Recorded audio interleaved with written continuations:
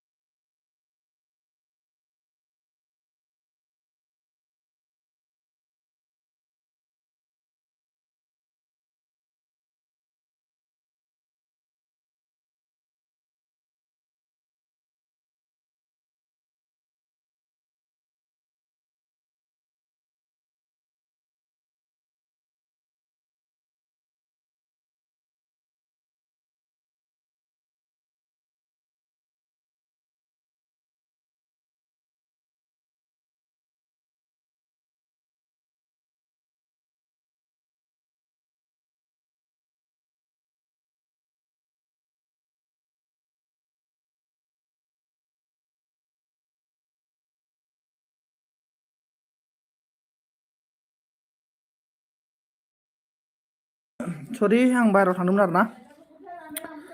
समायना hello hello समायना like done thank you अनन थेंक इउ ओमफ्राय जोंना गिबसना मा होनखो जोंना र' सनजित ब्र like done thank you so माच गिबसन लाइक कमेन्ट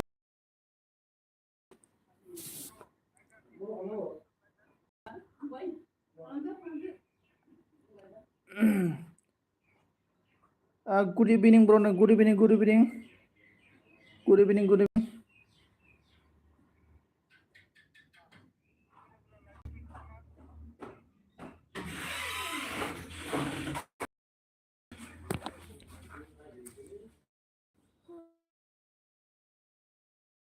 होना दोनो अके ब्लु होना दोनो ना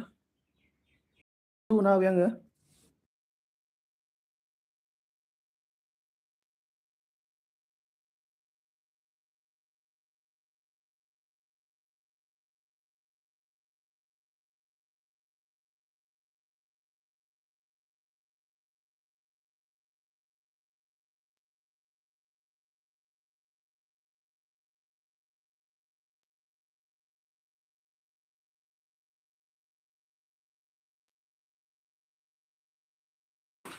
मारा बुंखो दा सोर बा गोदानफोरजों लोगो जानो आं दाना अके अके लुखाबाय आङो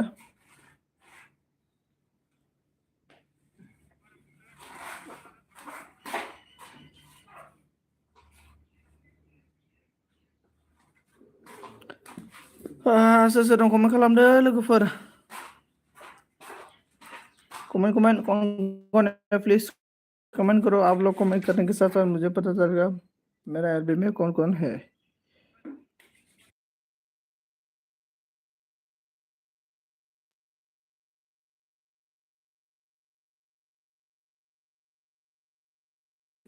जोंना जगिता आब' फैदों आरोना जगिता नार्जारि आब' गुड इभिनिं ब्र' नाबदां गुड इभिनिं आब' माबोरै मा खबर मा खालामदों लाइक खालामोबा लाइक खालामना होदो ओमफ्राय उपेन आर ब्लग फैदों आरोना हेल' हेल' उपेन आर ब्लग माबोरै खबर सबर ब्रादार गुड इभिनिं गासिबखौबो good evening everyone guys कौन है comment guys please support me Sanjit bro' आं ओंखाम संनो दे आं कन्टिनिउ अन दं अके अन दोनगोन आं दाना अके गिफ्टसन ब्रदार अके ओमफ्राय सोर दं प्लिज सापर्ट मी दाना नै गिफ्टसन जोंना उपेनजों लोगो जादो उपेनजों लोगो जानो उपेन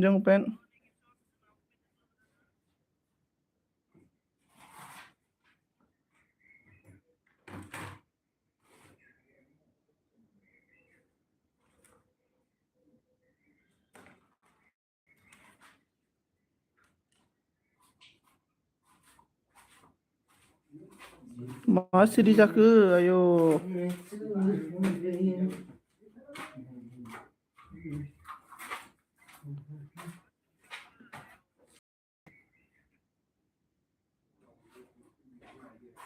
उपेन आर ब्लग साबधान आरो उपेन आर ब्लग साबधान खालामनो बेक साब खालामना होदो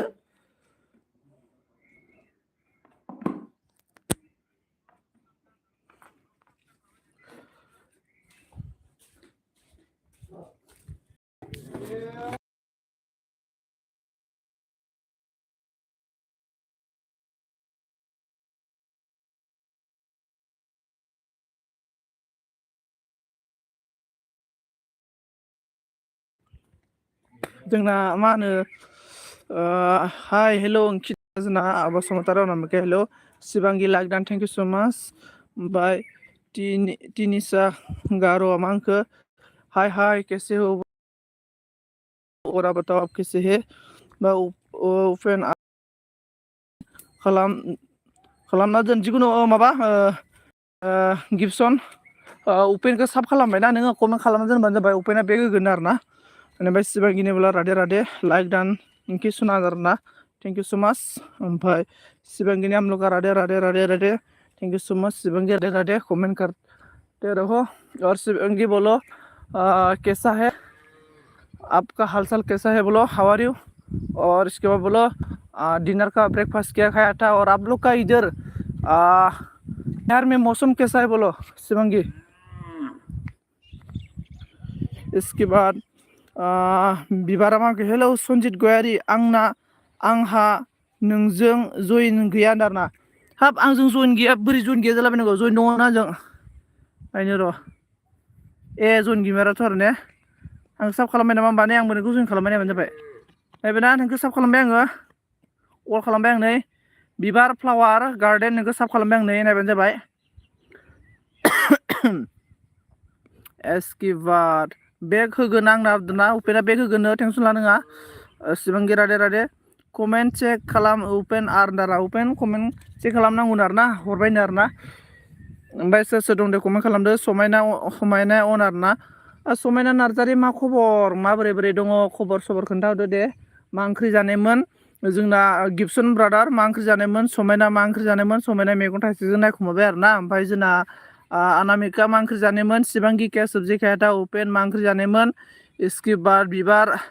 फ्लावार गार्डेन मा ओंख्रि जानायमोन खोन्थाहरदो दे जोंना एलं लाइक दान एलं ब्र माने एलं ब्र आं नोंजों मोनसे खोथा दंमोनलै मिथिबायना ओमफ्राय नों आंखौ आंनि फेसबुक एबा इन्सटाग्रामाव फल' खालामनानै मेसेज खालामलाय पार्सनेल मोनसे खोथा दं आरोना नोंजों आङो इसके बाद सनजित ब्र आं ओंखाम संनो दै ब्र आं कन्टिनिउ अन दोनगोन ब्र अके गिबसन ब्र अके जागोन दे अके ब्र गिबसन ब्र अके ओमफ्राय समायना मोजां दाना नों बहानि दाना फ्लावार गार्डेना आं उदालगुरि डिस्ट्रिक्टनि आरोना ओमफ्राय नोङो फ्लावार गार्डेन बहानि समायनाया मा होनना बुंखो जोंना ओंख्रिया आलु फान्थाव ना गोरानसोमोन आरोना गोथावानो आलु फान्थाव ना गोरान आरोना गोथाव इसके बाद हम लोग का यादव आ गया बसुमतारी हाय बोल रहा है बसुमतारी देखो यादव आपको हाय बोल रहा है हाय हाय आंना ओंख्रिया लाव आलु टमेटो दारा गोथाव समायना आपका चैनल है बोल रहा है यादव हेलो यादव भाई यादव ब्रो और इधर जो पर्सन कमेंट कर रहा है ना सभी का मतलब चैनल है इसके बाद यादव आपको गुड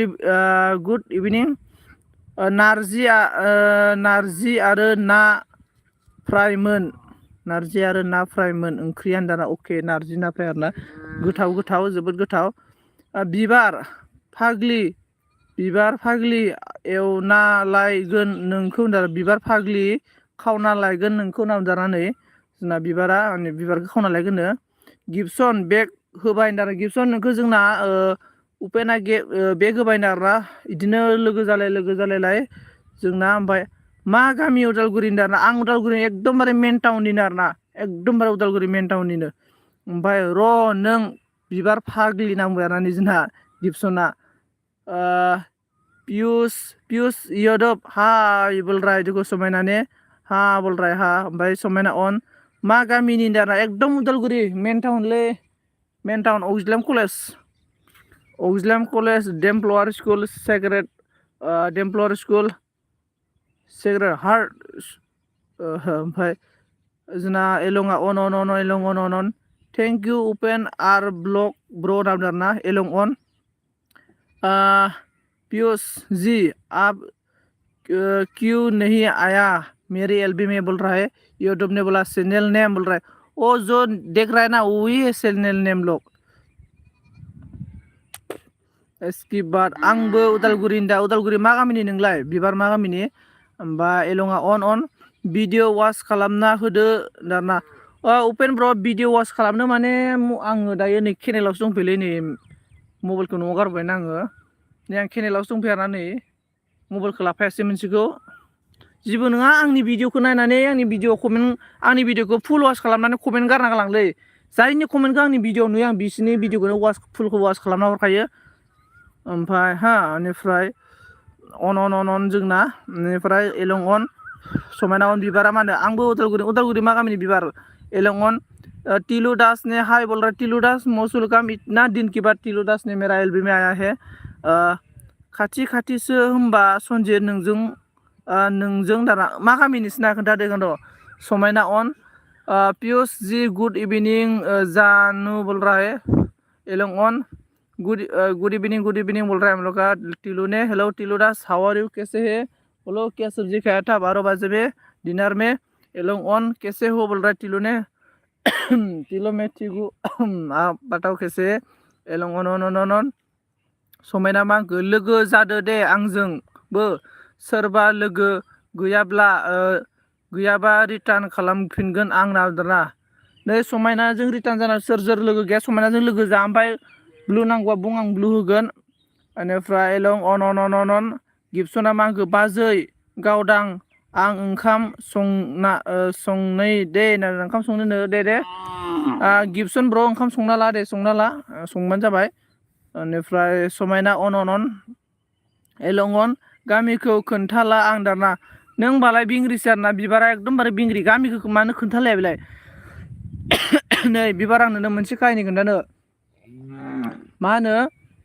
गामिखौ खोन्थालायनांगौ आरो ना होमबासो सिनायलायो आरो महर मोखांखौबो देखायनांगौ मिथिबाय होमबासो सिनायलायनाय जायो नङा लामाफोराव सौदावनानै एक्सिडेन्ट जाबाबो दोलाबाबो नोंखौ सिनायनाय नङा रावबो नायसननाय नङा बेनिखायनो जेब्लायबो नाम आरो लामा गावनि फटकफोरखौ खोन्थानांगौ आरो ना मानो होनना बुङोब्ला होमबासो मिथिगोन आरो ना उमुगा उमुगसोमोन माने आरो ना मिथिलायनायनि थाखाय आरो ना जेब्लायबो माने इन्ट्रडाक्सन लानाया जोबोद गोनांथार आरो मेन इम्परटेन्ट इन्ट्रडाक्सन लानाय आरो ना और एक दूसरे के साथ मिलजुल के रहना पूरा मोस्ट इम्पोर्टेंट एक दूसरे के साथ मिलजुल के बात करके जिंदगी गुजरना मोस्ट इम्पोर्टेंट है इसके बाद एलं जॉइनिंग में जाओ एलं नहीं जना ओपन जॉइनिंग जाओ दे जागोन सना नावना जना ओमफ्राय समायना अन हाय ब्र नामदारा जना उरखाव राजा नाब्ला नाब्ला गन्थं दारना मा नाम बेलाय उरखाव राजा नाब्ला गन्थं सोर जाथावना बेलाय न्यू फ्रेंड जॉइनिंग जाओ टिलु दास किसान बेनिफ्राय जना उरखाव राजा नाब्ला गन्थंआ मा होनखो टेनटला गेटा नामेरा थर्स फाग्ला उरखाव राजा सोर जाथावना बियो समायना अन बाट आई एम कन्टिनिउ अन दोनगोन उन्दारा अके अके गेप्सन अके अके अन मा बखिबाय दं आरोना हेलै उरखाव राजा नोंनि खोथाखौ बखिगासिनो आङो ओमफ्राय समायना अन जाबाय जादों जाबायबो आंजोंबो नामदारा उपेना आयौ हाबाब आं एक्सटेन्ड जाया दारा नङाब्रा आं एक्सटेन्ड जानाय खोनाखै बिबार नोंसोरना माने दिमागा एसे सर्ट आरोना माने आं एगजामपोलनि बुजायदों आरोना नों बुजिखाया आरोना ओमफ्राय समायना अन मानि डायलग आरोना उरखाव राजाया डायलगानो बिदिनो बि अफिसियेला हेलौ दारानै बि अफिसियेलासो टेनटला गेथाया बिबारा मा होनखो आं गिबाय मा एक्सटेन्ड दारा नङालै माने मानसिफोरनि मेन्टेलिटिया मानो सर्टकाटाव बुजिदो एगजामपोल होनदों एगजामपोल हमना ला सापस मा होनो आं नोंखौ सिनायला नों आं सिनायला हमना ला जोङो अबेबा बाजारावनो थांबा अबेबा मेला जादों हमना ला अबेबा हबा जादों अबेबा मेला जादों सानैजों सौग्रावलायबाय जोङो पाब्लिकजों पाब्लिक ओमफ्राय सौग्रावलायनानै जों सानैजों थिग गुदा गुदि नांलायलायनाय जागोन आरो ना मानो होनबा नोंखौ आं सिनाया आंबो सिनाया बेफोरबायदि जाथावना जायो ओंखायनो सिनायला जानाया मोजां होनना बुंदों आरोना आङो ओमफ्राय पियासि जि आप काहा चला गया हिंसा होनना बुंदों आरोना मस्त' दे जायो बाट साइसथारावनो गया बि अफिसियेल अन टिलु हेल' हेल' टिलु हेल' दास ओमफ्राय निउ फ्रेन्ड जयनिं जा बि अफिसियेल खोथा हाय बि अफिसियेल ब्र मा खबर नांदों नै जोंना उरखाव राजाया आरोना ओमफ्राय उपेना होनदों बि अफिसियेल साबधान बि अफिसियेल साबधाननो ओइ ब्लु नांगौबा बुं आमलका इउ डेजी सारने आ गया गार्डन सारने हेल' बोलराज समायना बुंदों बि अफिसियेल हेल' उरखाव राजा मांखो आं नोंखौसो बखिदों नों फाग्ला आंखौसो बखिदों नों फाग्ला टंगल नामदों आरोना ओमफ्राय बि अफिसियेला मांखो उरखाव बरिया ब्र नांदों समायना नार्जारि अन बि अफिसियेल नोंना उरख ब्र नारा समायना अन ब्लु हो सना ओंखिन आरोना जोंना ब्लु होबाय दे आमलका आं नांलाया रावजोंबो नारा नङालै बिबार माने नोङो गामि एरियानि मानसिनासो टाउननि बार जालाय नोङो टाउननि बार जाबा बुजिनो आरोना नोङो आं होननायखौ आरोना ओमफ्राय आमलका सारने गार्डेन सारने बोला हेल' समायना फैदो आरोना hello' good evening like done thank you so much समायना डार्लिं समायना माबा समायना अन थेंक इउ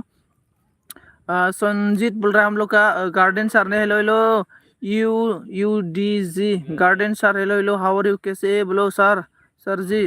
ओंखि ब्लु होबायथ' मानो ब्लु जायाखैथाय मा जाखो आंनाबो ब्लु होबाबो जाया जादोंलै ब्लु होबाय आङो ओमफ्राय नोंनि माथोखौ दिनैसो खोनाबाय आरोना आंनि माथोखौलाय आं सानफ्रामबो होगासिनो दङ नों दिनैसो समायना अन थेंक इउ ब्लु होदो आरोना समायना नोंनो ब्लु होबाय हेल' नों दोंलै ब्र सिखा ब्लेकआव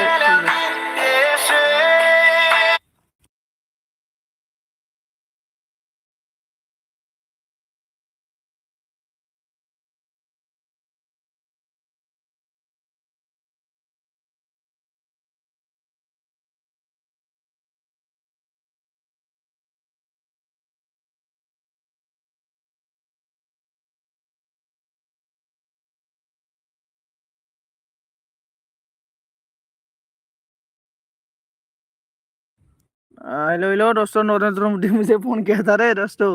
प्राइम मिनिस्टार ओमफ्राय संजित ना साइलि फैबाय आरोना अके ओमफ्राय उरखावा मांगो गिन्टुलु संजित गेदान आरोना उरखाव राजा माबोरै जाखो रलै उरखावखौ नायनो आङो थ'दे आइडि फैखायो बेला बेलेग सालु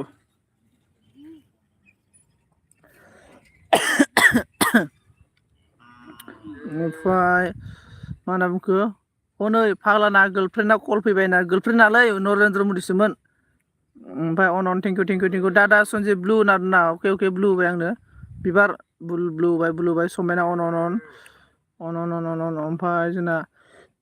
हनै समायना नार्जारि जयनिं जादों होनना समायना नै बिबारजों जयन जानांगौनो उरखा ब्र मा होनना लोगोना उनामदों आरोना बे अफिसियेला ओमफ्राय टीआर ने हम लोग इतना दिन की बात like Don 15 thank you so much ओ टीआर ब्रदार दारू पिया नहीं पिया रे टीआर ब्रदार खोनायाखै अन दारना खोनायाखै अनखा आंनिफ्राय उरख मिनिबाय आरोना जा फाग्ला गुड इभिनिं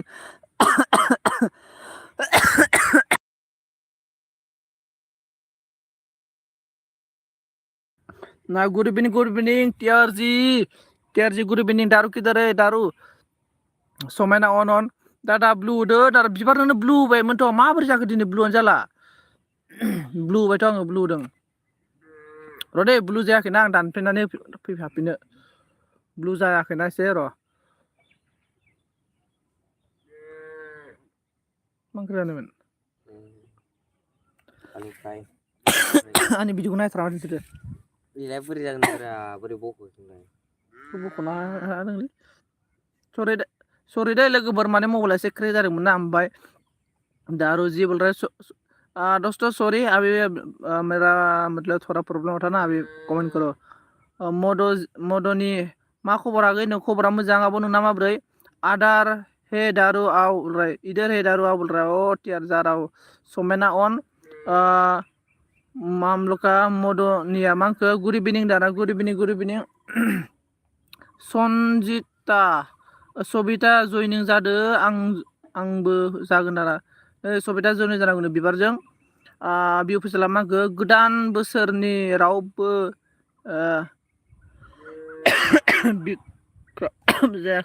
ब्रेकआप जायाखै नामा आरोना गोदान बोसोरनि सोर ब्रेकआप जायाखै बोलो बंदना अन हिंदी बोलो बोल रहा टीआर मोरा हिंदी बोल रहा रे टीआर जी बोलो ओ टीआर जी मोरा टीआर जी आप लोग ना मुझे इतना झूठ बात बोला था एक दिन आंना बिदिनो एलबि होनायानो एमबि जोबदों आरोना अके मदनि अके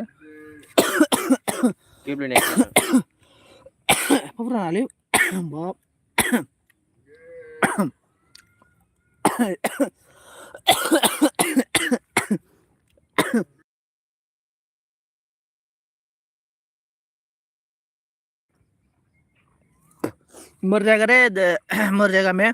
अन सन्जीब ब्लु के ब्लु गन र कंट्रोल सोरबा जाबाय नामा होनो सोरना ब्रेकआप जाखो खोन्थाहर बि बुजला लागोननो एमबि जोब्बानो अके एमबि जोबदों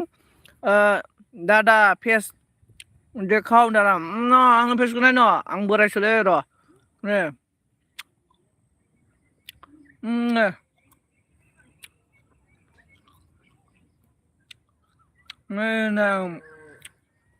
फिर माबा भुटान ओमफ्राय हेलो सबिको thank you so much thank you so much comment सदो गया दे मा होनो मबाइलानो कमेन्टानो थांखोजोब्बाय दे कमेन्ट ऊपर चला गया रे हम लोग टीआर ने हंस गया ओ टीआर चला तूने मुझे झूठ बोला था रे एक बार ओ पूनम ऑलरेडी शादीशुदा है और आप लोग बोला मुझे चला पूनम का हस्बैंड तू है चला टीआर इसके बाद लाइभ किस खालामनाया ब्रा जादों नामा सन्जित लै बि अफिसियेल आजिखालि ना माबायाव मोनोनो फ्लिपकार्ट एमाजनावबो मोनोनोलै माबायावनो आरोना एसे दामनो आरोना 1000 लायोनो आरोना ओमफ्राय एलंगन क्या खा रहा है मैं क्या बोलते हैं इसको मालूम नहीं क्या बोलता है आप लोग का भाषा में मतलब हिंदी में क्या बोलता है मुझे मालूम नहीं लेकिन हम लोग का बोरो में बोलता है इसको जागरू बोलता है जागरू हम लोग का बोरो में जागरू बोलता है मा जायाखै दां आगैन दाना अके उन्होंने आं एबार मोजां कमेन्ट अभी मैं अच्छा से कमेन्ट पड़ेगा सबिता बरगयारि साबधान सबिता नोंखौ अनामिका एक्सेप्ट खालामबाय बन्दना अन नुबाय दादा दारिखौ दारिखौ सिना दारि गैयाबा सननानै गैयानो दारि गैयाबानो सिख्लाफोरा लाया गथ' गोरलै होनना बुङो ओंखायनो दारिखौ दोनदो आरोना आङो बन्दना अन मिलन like done thank you so माच टियार ब्रादार ओ टियार ब्रादार बोलो बोलो टियार एलं अन जोंना मदनि मिनि बेरा जा मिनि एलं फरेनार बायना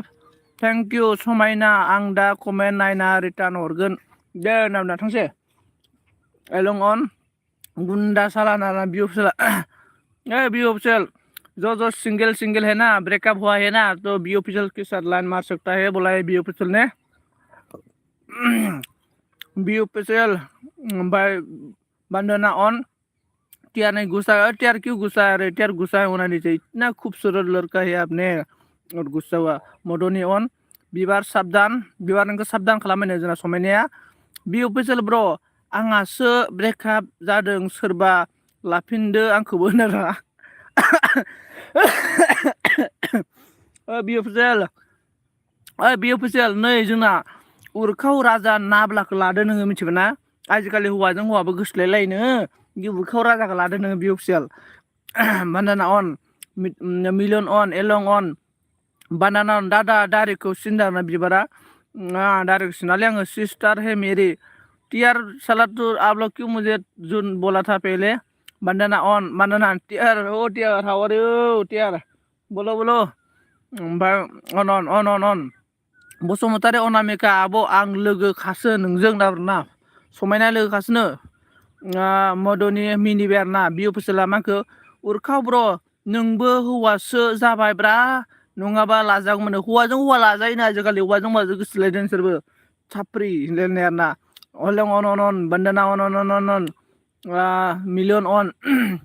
मदनि गाबबाय मदनि मानो गाबखो बाजै सना ओमफ्राय एलं अन हास'सिनबा दाना अके खानोसिनबा ना सनजित ब्र मा गुजुबाय थाखो मिथियालै माबोरै गुजुबाय थाखोथाय थैसिगोन नामा कर'ना जाबायलै कर'ना थैसिगोन नामाथाय आङो टियारने थैंक यू सो मच टियार ब्रदर मेरा एल्बम में आके मुझे इतना सपोर्ट करने के लिए थैंक यू सो मच और राधे राधे और राधा रानी कृपा हो जाएगा आपके साथ इसके बाद एलोंग ने ऑन बंदना ऑन थैंक यू दारिया केला अफेमेन अफमान खालामना जायो नोंखौ दांनोसैसो दारिखौ लाना नायो लै दारिया बिराद अफमान खालामबाय आंखौ कमेन्ट बारसि जोब्बाय नों फाग्ला होनना कमेन्ट बारस माबा मबाइला माबा जादोंलै मबाइला एसे क्रेक जादोंमोन ओंखायनो कमेन्टआ बारस'नाय जाबाय सरि बेनिफ्राय बान्दोना अन थेंक इउ टियारनि हास्रा एलं बान्दोना अन दादा फैसा गैयाबासो लाया सिख्लाफोरा दादा फैसा गैयाबासो लाया आरोना नंगौ होननायालाय एलं अन नै आगै आइडि दंना गैयानो आइडियालाय दङ दंनायालाय मबाइलसो गैया ओमफ्राय टियार लाइन बोल बिबारा मिनिबाय मिलन मिनिबाय न्यू फ्रेंड ज्वाइनिंग हो जाओ बी ऑफिशियल के साथ मिलन ब्रदर के साथ ज्वाइनिंग हो जाओ जो नया है बी ऑफिशियल के साथ ज्वाइनिंग हो जाओ दादा दारिखौ हास' होनना दारिखौ हास'गोन आं सिख्लाफोरजोंसो हास' जानो गोसोलै आं दारिखौ सिख्लाफोरजोंसो हास' जागोन आं न्यू फ्रेंड ज्वाइनिंग हो जाओ प्लीज मिलन ब्रदर के साथ समायना के साथ ज्वाइनिंग हो जाओ अने समायना हाजों हौवा लाबायबा बोरै जागोन दाना जौवाजों लाबायबा बोरै जागोन दाना हेलौ मिलियन ब्र केरेला टीम बोरै खबर दाना केरेला टीम बोरै खबर नै सनाफोर गोदान लोगो दंब्ला लोगो जानो मदनिजों आंनाव फैनांगौलै गोदान लोगो मोननो मिथिना फैलाबायो आंनाव सासे सानै गोदाननो सानफ्रामबो गोदान लोगो फैयो आंनाव ओमफ्राय सासे सानै आरोना आं जोमावनि एलबियावनो लोगो जादों आं नोंजोंबो आब' सना आरो आं दाखालै नोंनि एलबियावबो थांखांबावबायसो आं आब' सना होनना दाना नै जोंना समायनाया सबिताया होमबा बान्दना अन जोंना समायना अन सापर्ट मी सनाफोरना मधु मधु के साथ मधुनी के साथ जयनिंग हो जाओ जो नया है बंदना ऑन समायना नार्जारि मा ओंख्रि संखो होनना खारें सिगोन कर'ना जादोंनो सनजिदा खारांसिन कर'ना जादोंनो सनजिदा ओइ उरला थांनो हाब्रा र' प्रेगनेन्ट जाबायलै सनजिदा एलं जोंनावना होथस फाला ओमफ्राय मधुनि ब्लग साबधान बिमा सना बेक खालामफिनना एलंआ इंलिसनि चाइनानि हरबाय आरोना अन'न मा जाखो सना आंखिनो बेमार जाबाय फाग्ला सनजित गेदान होननानै जोंना ओसबिया बिराद फालतुलै बे ओसबिया सिख्लाफोरनि एलियावबा बारजाब आंनि एलियावबा दिनै फैदों बे माबाया ओसबिया ओमफ्राय बान्दाना अन भाइरास इज बेक ओके ओमफ्राय बंदना आप जाएगा क्या जाएगा तो please thank you so much Bandana मेरा में आके मुझे सपोर्ट करने के लिए बसुमतारी अनामिका कमेंट हरना दोनदा आरोना like done thank you so much ओसबि एलं भाइरास अनन जोंहा कर'नाखौ जा गिनायमोन आदा बै समाव ओंखारनाफैखौ नों वेकना सोलोंना अके बै समाव बिराद कर'ना दावरावमोन ना ओसबि खुलुमबाय दाना कर'ना ओइ सन्जिब ब्र मोनसे खोथामोनलै नावदा दे बुंलाय गिबसन बुं हेल' होनदों दादा हा दाबो बाजै गैया नामा नो बाजै गैया दा उरला राजा नाब्ला नावदारना लोगो जादों उरला नाजा सबिताजों ओमफ्राय खुलुमहरबाय आरोना गिबियावनो बि अफिसियेल गुमै होनदाना ओमफ्राय वाट आर इउ डुइं एलं ब्र नाना एलं मा खालामदों बाय दंनो ओसबि मा बोरै खबरनो दादा दारिखौ हास'ना फैसार खामायदो दारा दादा दारिखौ हास'ना फैसार खामायदो दा दारिखौ हास'नानै माबोरै फैसा खामायनो बुजायसै आं दारिखौ हास'आथ' फैसासो होनांगोन आङो दखानिनो गिबसन मोजां ब्र नावदो नै मिलुना सबिताया अन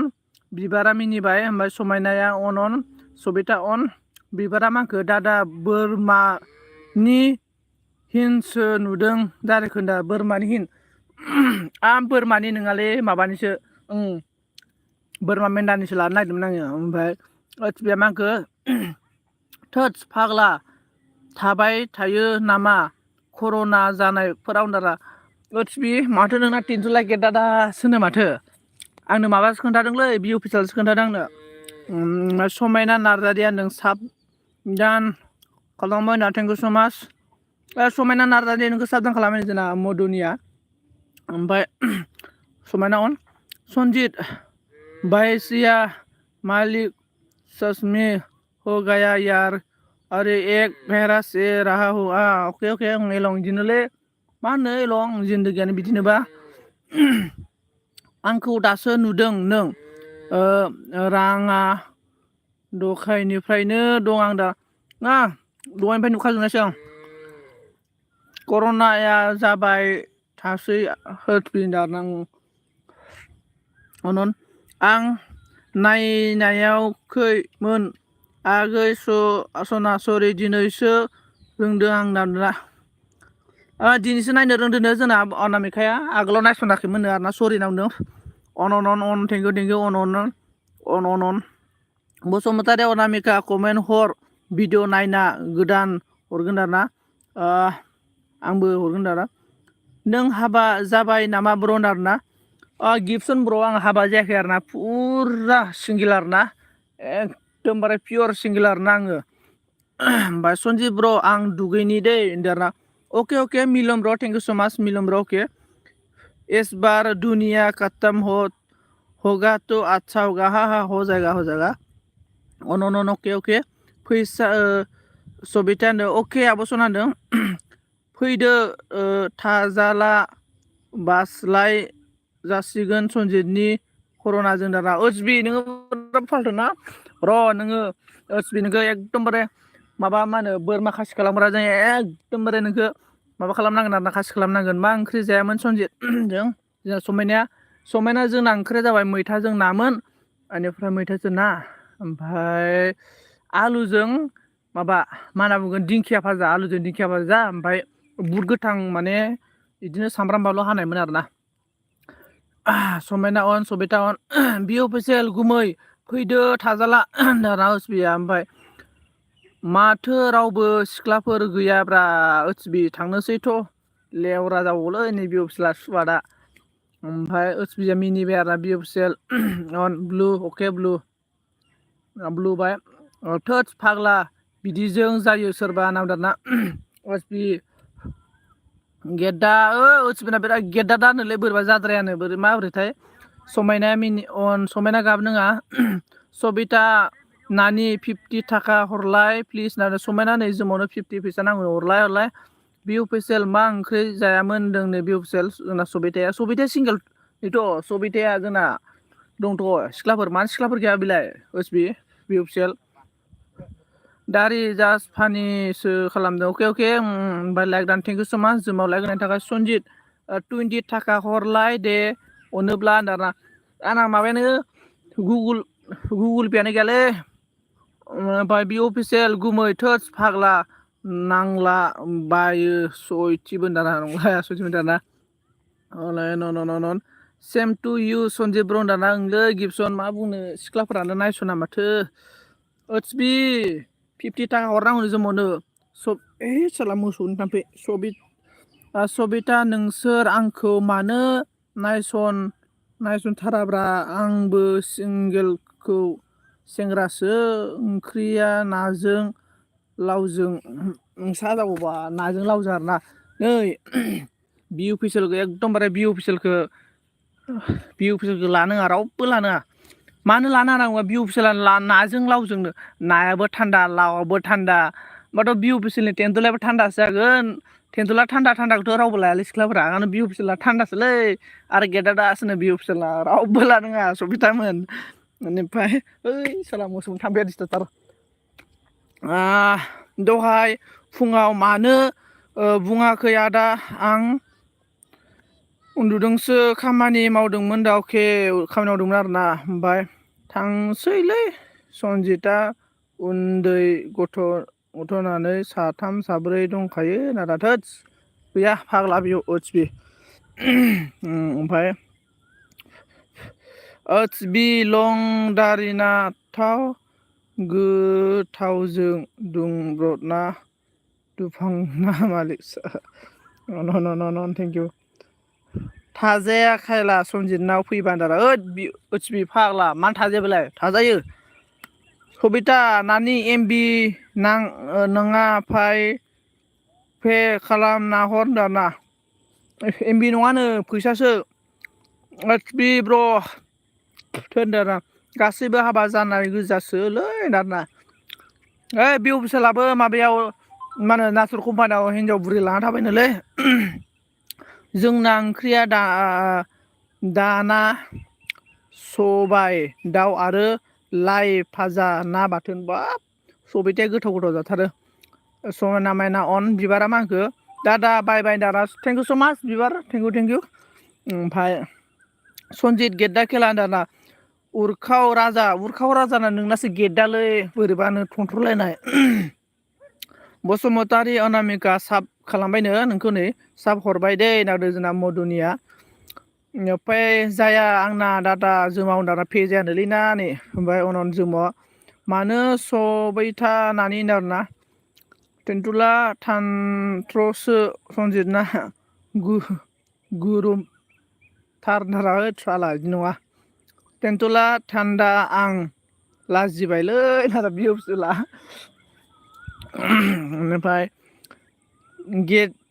गेद्दा थान्दा सब मा बेलाय नै मदनि आब'आ सोंदों गेद्दा थान्दा मा बेलायनो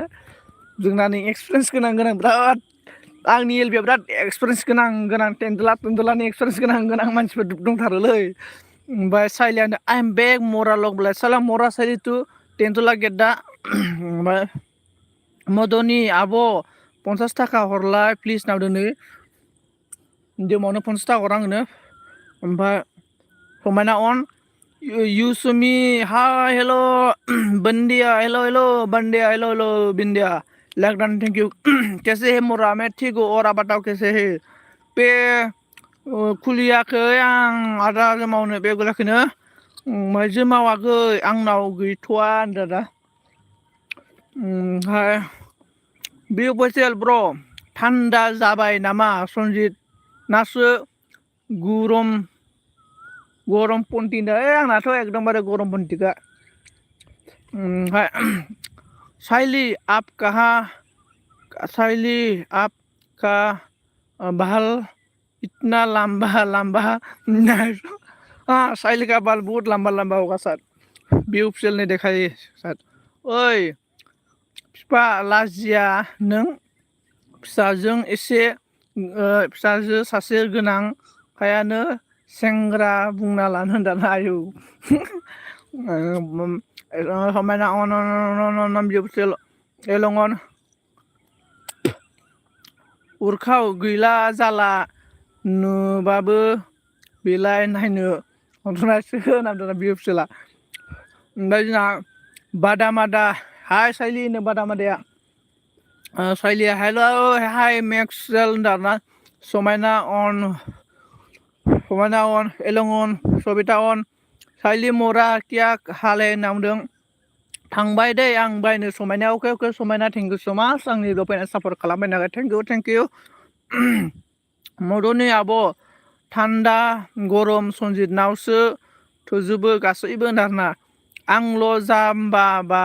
बेवहाय आब' मदनि होनदारना जोमावा जाम्बा जाया नङा खम जोमावा सिगांसो ओमफ्राय मेरी तेंदुला गेद्दा नहीं मोरा संजीत तेरे ही अनामिका प्लस संजीत मोरा गुलु गुलु है होनदों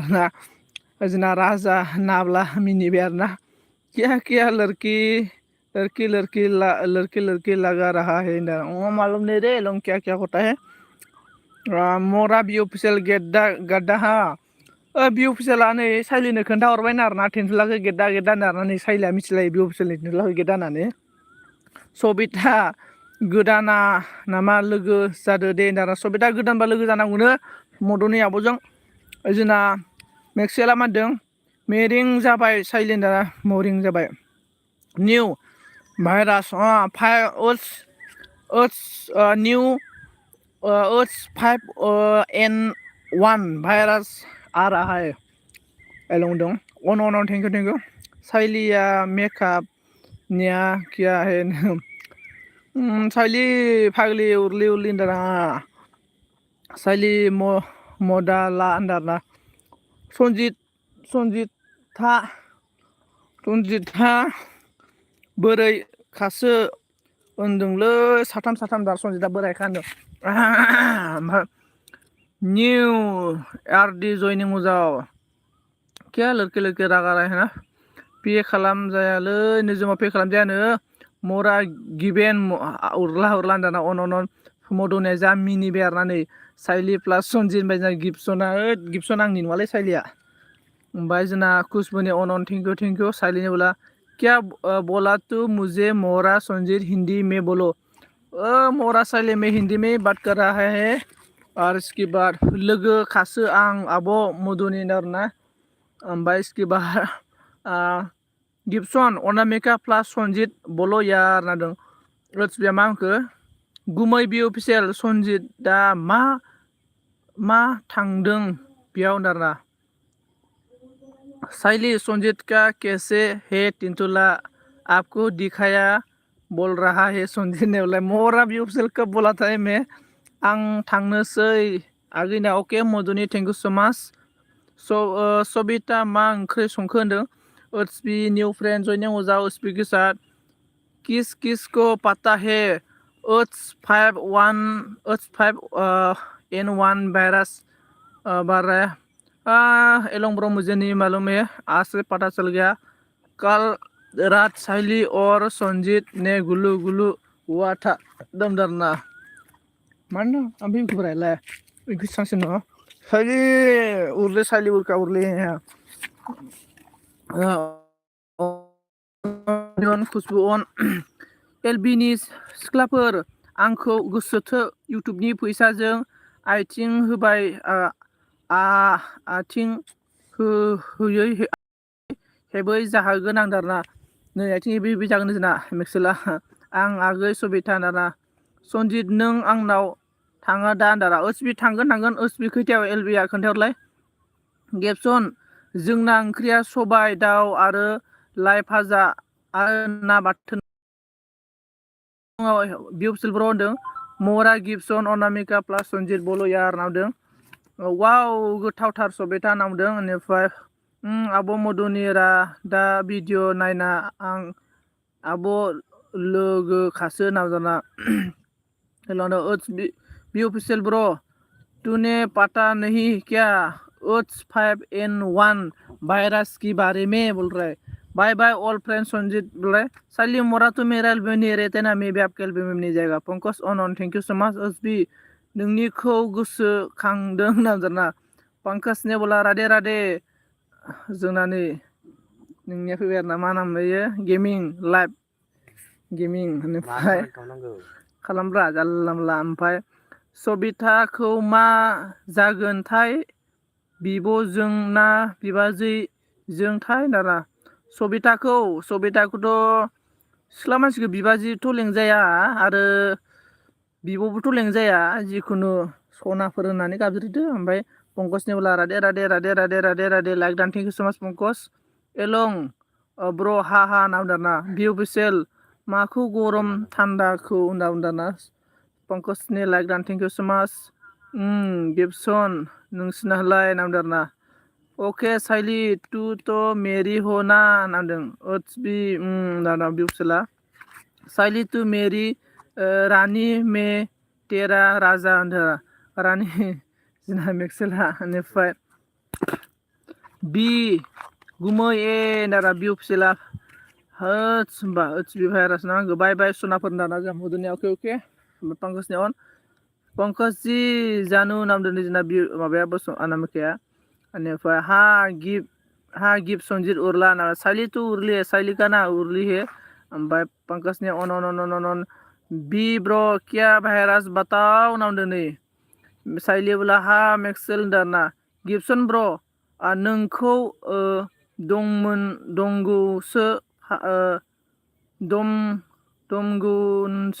दमगुनसो साइलिया आंनिसो दाना दांगोनसोनो गिबसन नोंखौ नै साइलिया माबानिसोनो मेक्सेलनिसोनो बेनिफ्रायनो साइली तू मेक्सेल को चाहिए क्या और गिब्सन को चाहिए देखो दोनों लोटारी खेलना पड़ेगा रे साइली को जो लोटारी में जीतेगा वो साइली को मिलेगा राधे राधे राधे राधे पंकज बोल रहा है हम लोग का बसुमतारी अनामिका ने हाय अनामिका बोल रहा पंकज ने सबिता या सिख्ला होनबा सबिता सिख्लासोब्रा एकदमबारे सिख्ला गोरलै देरफुहांनाय आरो ना दाउ जोख्लिसो आरो ना ओमफ्राय पंकज ने बोला अनामिका आई लव यू बोल रहा है पंकज ने संजीत का HIV वायरस हो गया एलोंग संजीत नंद राधे राधे राधे राधे पंकज एलोंग आमांगो यार इस बार तो क्या आएगा वायरस आया है ना गोथाव दे नोंसिनाबो गिबसन नों मा लियो नोंनि गोसो दाना नों मा लिङो नोंनि गोसोनो गिबसन बेनिफ्राय साइली उठी है बगता रहता है ना बेनिफ्राय राधे राधे पंकज राधे कृष्ण साइली उरलि हा ओमफ्राय जोंना गेमारा बुंबाय इउ रियली नेम सनजित नामदों ओमफ्राय एलंआ मागो ब्रो इस बार का भाइरास कोरोना से भी खतरनाक है नामदों एलंआ मेक्सेला मामखो अनामिका बाजै गारो फाग्लि या लाइन आरोना एलंआ बामखो मरो नामबाय अनामिकाया मांखो आई लाभ इउ टू पंकज जी नामदों गिबसना मांखो दांफै मेक्सिल जेबो टेनसन गैया आरोना आई लाभ इउ होनदों नै पंकजा ओमफ्राय अन सबिताया मांखो सिख्लासो आं गिबसन हाबा जानाय नङा होनना सिख्लासो ओमफ्राय जोंना एलंआ अन ओमफ्राय गेमिंआ मामखो सिख्ला नङाखाय सनजित आरोना नंनाखाय सनजित होनदों ओमफ्राय गिबसना मा बुंखो सबिता जिर खनाय आरोना मिनिबाय आरोना सबिता जिर खनाय होननानै पंकजनि अन अन अन अन अन मेक्सिला मा होनखो दा सिखा आंखौ आरोना दा सेखा आंनिखौ आरोना नै दा सेखानो अन अन पंकजन ओसबिया खारबाय मोनदां फैफिनबाय मा बुंखो बि गुमै साइलिया उरलिसो होनदों आरोना अरुणाचल में क्या हो रहा है किसको पता है क्या अंधारा मालूम नहीं रे मुझे पता नहीं अरुणाचल में क्या हो रहा है मधुरम बाजै नारा बिउसला मुदी चाहिए साइली होनदों मुच्चे चाहिए साइली होनदों मेक्सिला समायना अन अन अन अन जोंना सबिताया मिनिबाय आरोना नै गेबसन होननानै ओमफ्राय बलो जल्दी से मोरा लक बोल रहा है मधुरान बिबाजोम बिहामजो होनदों आरोना ओमफ्राय एलं अन थेंक इउ एलं मोनाबाय माथो आयु ओमफ्राय आं आट्रा कमेन्ट फरायनानै मोनाबाय खेला प्रिंट खालामलायबाय ओमफ्राय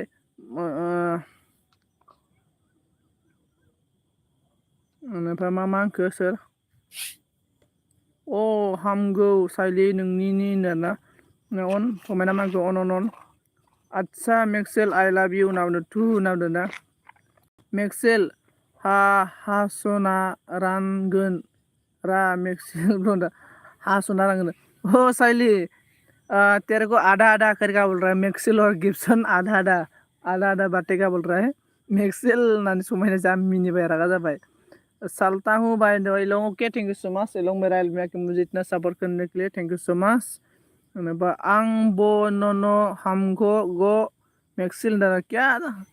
बात करता है रे साइली तू त्रिपुरा वाला बाय ब्यूपसेल ऑन भाइरास की भासो थांगम एनिमेल डोंटी ओके ना ओ है दिल गार्डन हो गया साइली समायना अन ब्यूपसेल अन अन अन अन अन अन अन कमेन्ट खालामदो दे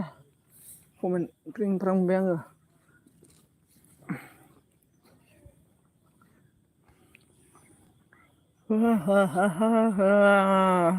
जोंना गासिबो अन गोजा लिलि लाला लुलु लाजोब्बाय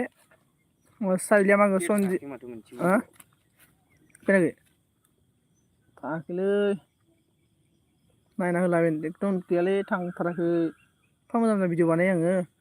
संजीत उर्ला है लड़किया संजीत के लिए दीवाना है ना रहा साइली ने मेक्सिल से प्यार हो गया यार दादा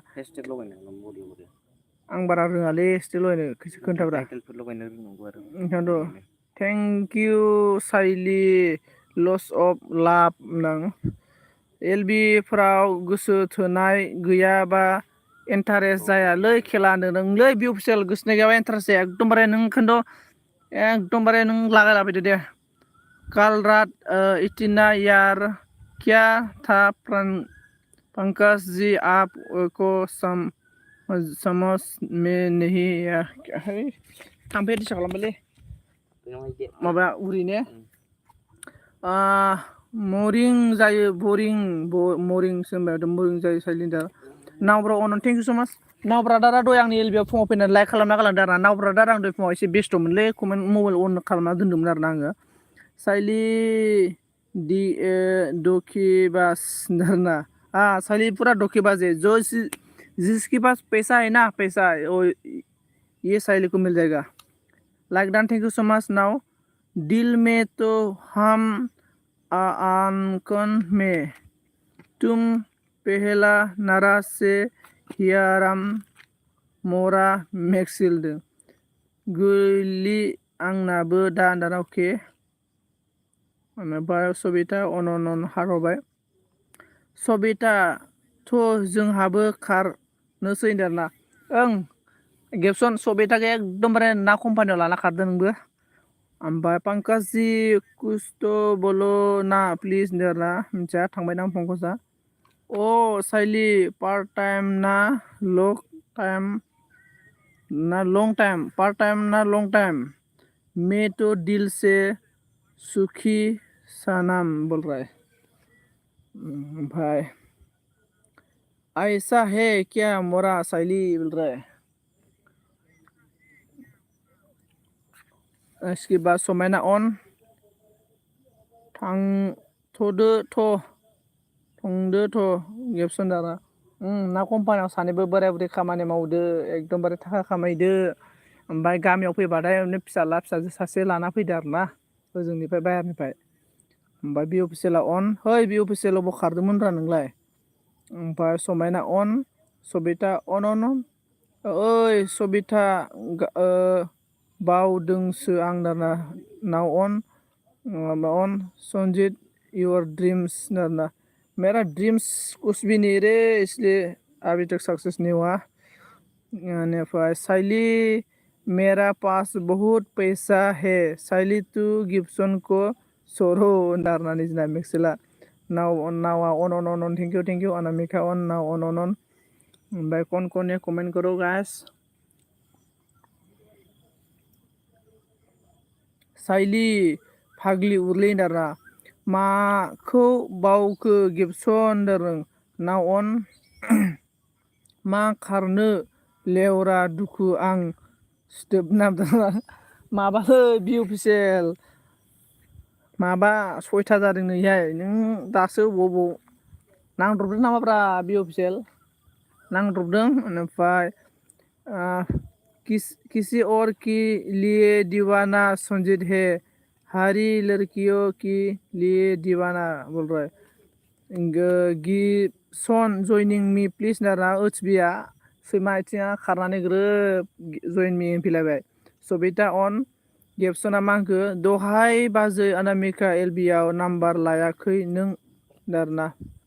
अनामिका बाजै अन हरदो दारा अन हरनांगौनो अनामिका बाजै नै मेक्सेलखौ बि अफिसियेला मा होनखो ओसबि ब्र माला हाबाया दारा ओइ ओसबि ब्र नोंना हाबाया माला माथो सोरबा फिसा गोनांखौनो लानानै फैबायनो नों न'आव ओसबि ओइ आंनो बि अफिसियेलाव दहाय खोन्थाहरदों आरो ना माबायाव वाट्सएपआव ओइ सन्जिब ब्र ओसबिनि हाबायाव थाङा सोरबा फिसा गोनांखौ लाबोबायलै होनना बुंदों आरो ना आंनियाव ओमफ्राय अन बबिता मोरा ने बोला संजीत का साप 1040 है बोल रहा है हाँ मोरा बबिता ने इसके बाद अनामिका ने लायाखैथ' सोरनि नारा ओथिबिया मा होनखो बिगुमै नों फैग्रो नारा लेवरा लोंबाय गारामाबो सियाखै दुखु आं एसे फैगौसो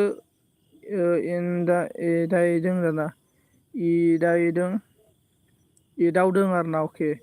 साइलिया मा हा मेरी जान मोरा संजित नामदारना ओचबि ब्लग साबधान कमेन्ट चेक खालामदों नै जोंना गिब्सना दहाय अनामिका बाजैखौ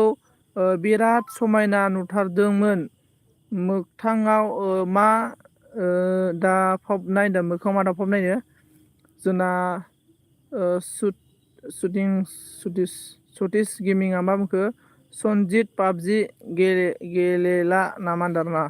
आं पाबजिखौनो गेलेया ओमफ्राय समायनाया माबाया सबिताया मा बुंखो अनो सना मेक्सि लागै ना दाना सबिताया मा बुंखो आयौ सोर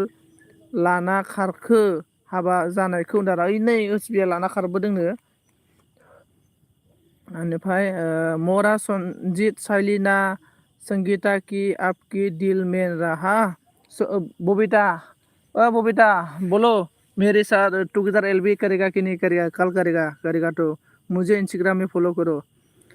संजीत पागल अनामिका संजीत के लिए दीवाना हाँ सबिता जिर खनाय रिप्लेमि दोंनै जोंना एपसना फाग्ला संजीत गेटआ खाराखै आं एफा दहायनिफ्रायनो आइडिजों कमेन्ट हरगासिनो दा माथो होनदार ओचपि नों मा आइडिजों खुलियो बै गेटआ आइडिया नोंनिनो नाब्रा माबाया उरलाया सबिता आंलै दारा नै जा बिउसला बबिता लाभ इउ बोल राय देखो गिब्सन ने ओचबिया मा होनदों गिब्सन जयनिं मी प्लिज दार ना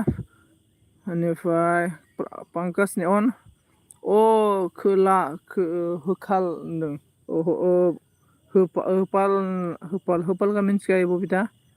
पंकज ने क्या बोला आई लव यू अनामिका बोल रहा है मैक्सिला मदे टू मुदिस टू दूसरी धोखा मत देना साइली जान मत संजीत को तुम मेरा ही तेरा बिना नहीं जिया नहीं जाएगा वो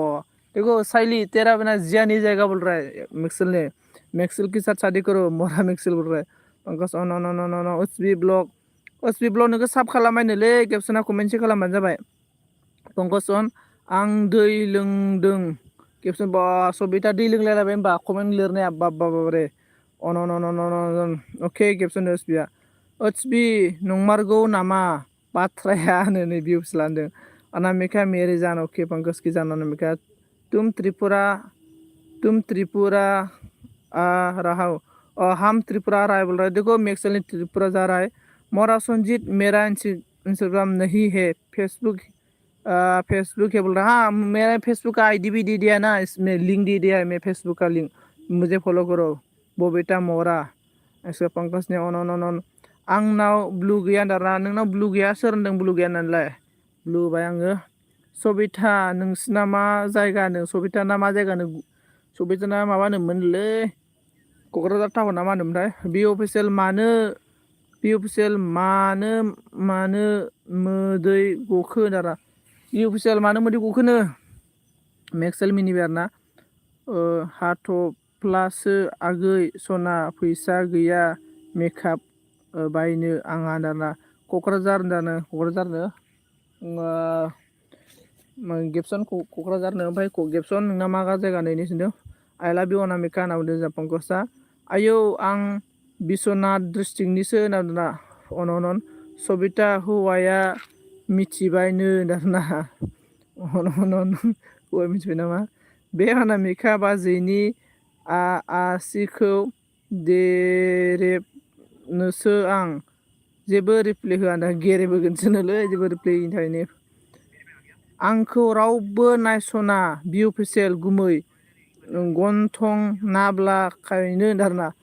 ओसबि नायसना जायो नामा गिथिकाजों माबा स्क्रिमेल बि होलायलायो नोङो माबा बि खेनसे ओमफ्राय मोरा संजीत अनामिका को आई लव यू बोल रहा है साइली आई लव यू तेरे को बोलेगा मैं मैक्सिल नाम्बार ब्लू ओके मैक्सिल ब्लू होबाय आङो इसके बाद ओसबि ब्र आंखौबो नायसनलै रावबो अन्थाइ बिखा सोनारा मानो नायसना जानो मुझे तेरी बिना मुझे तेरी बिना नींद नहीं आता मोरा मैक्सेलनो एमावा नाइस थेंक यू सो माच एमाव must welcome thank you so माच अनामिका मेरी जान है बोला पंकज की जान अनामिका बि अफिसियेल मिनिबाय निजना सबिता ओइ सबिता बि अफिसियेलखौ आई लाभ इउ होनहरलाय खेनसे ओमफ्राय ओसबि आरो बि अफिसियेलखौ माबा लटारि होनांसिगोन जायनो देरहायो सबिताखौ मोननाय पंकजनि ओसबि ब्लग गोसो थोनांगौ होनो आरोना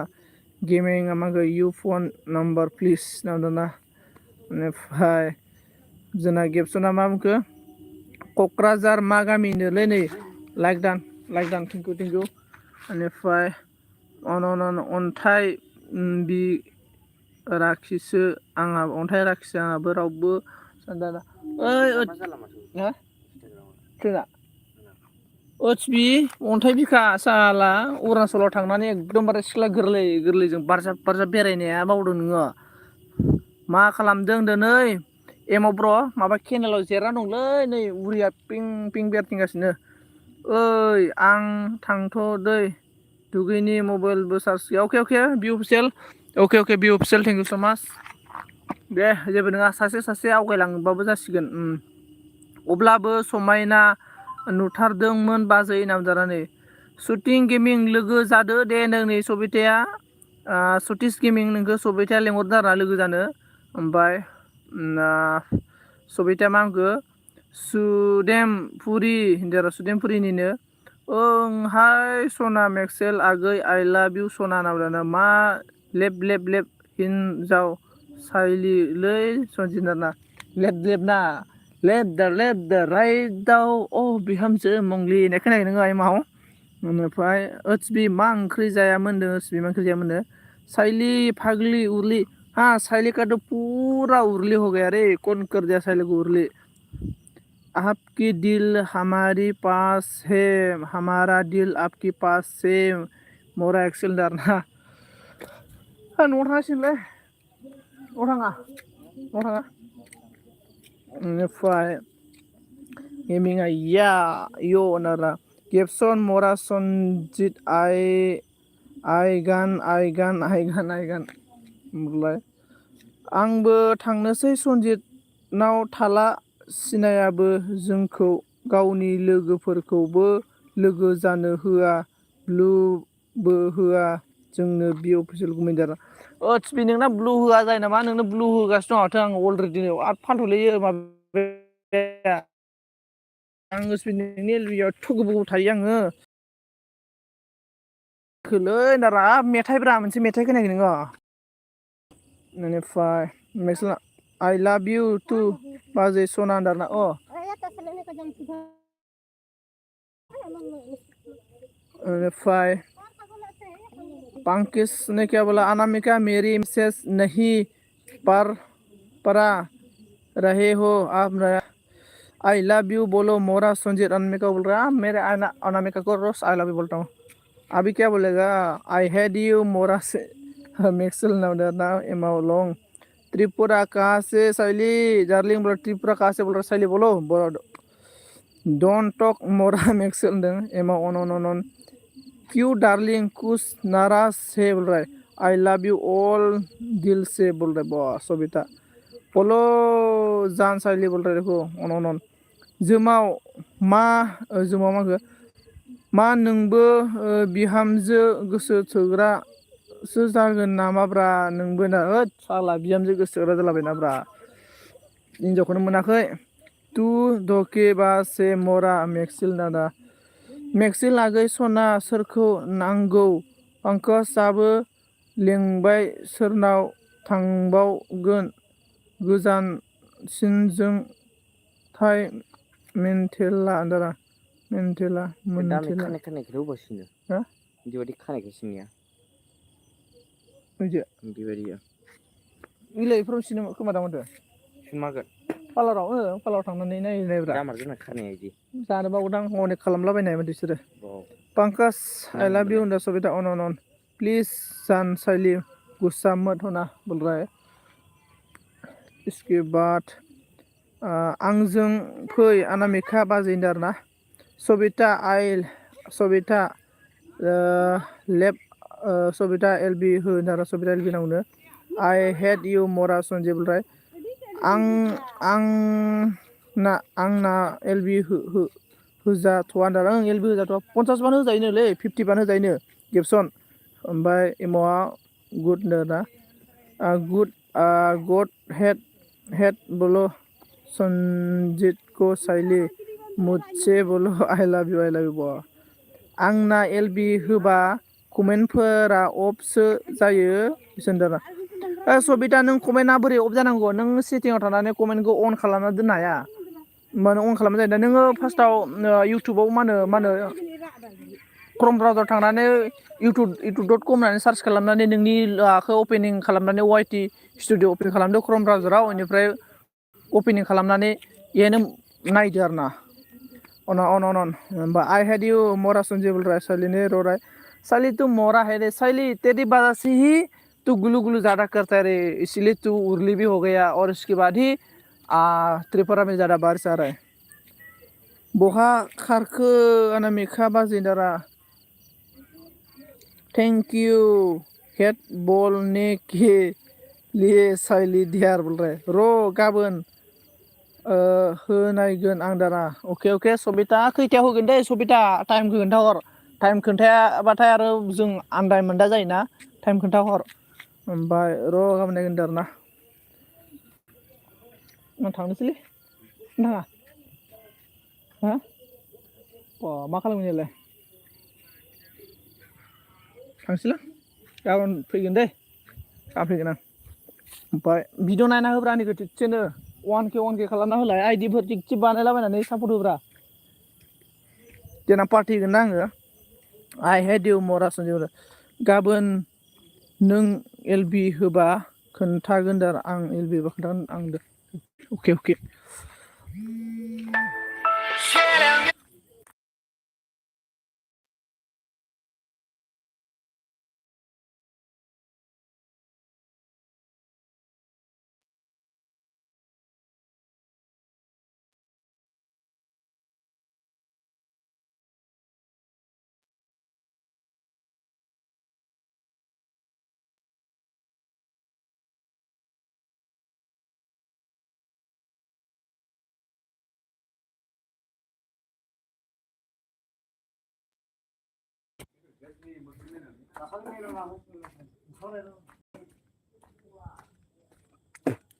ओमफ्राय दाराम नों एलबि होबा दाराम इउटुबनि फैसाजों जाहोगोन नोंखौ बाजै सना अनामिकानो आरोना किया गुलु गुलु रे आरोना ओमफ्राय ब्रकेन हार हाय हेलौ नमस्कार खुलुमबाय मस्ट वेलकाम ब्रकेन हार बोलो कैसे है प्लीज कमेंट मोरा गिफ्टसन कमेंट আমি তোমাকে ভালো অনামিকা सॉरी साइली तेरे को भाले वैसे बोल रहे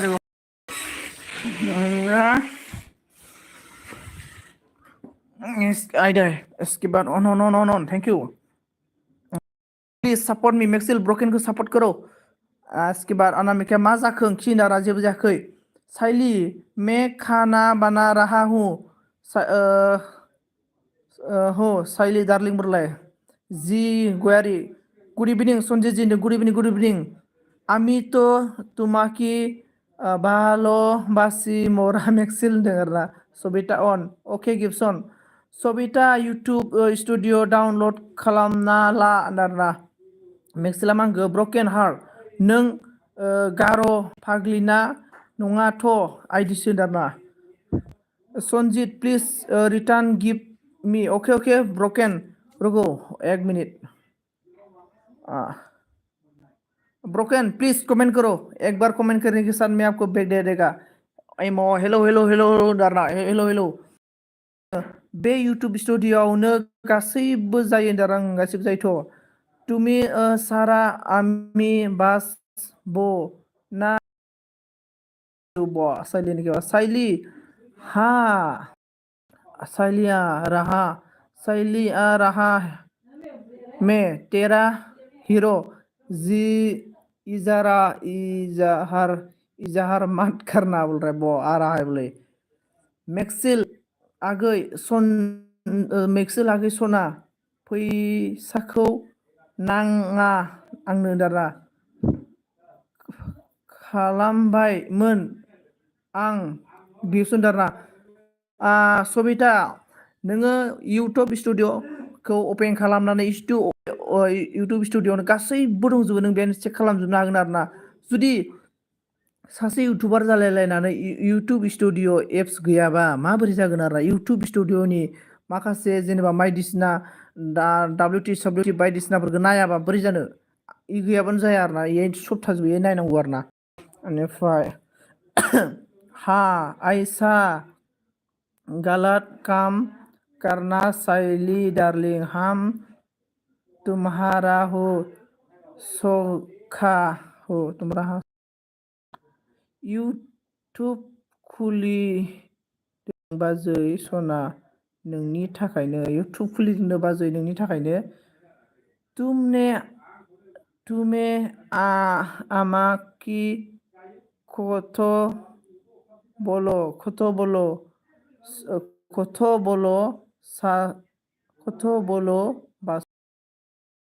बोले दियो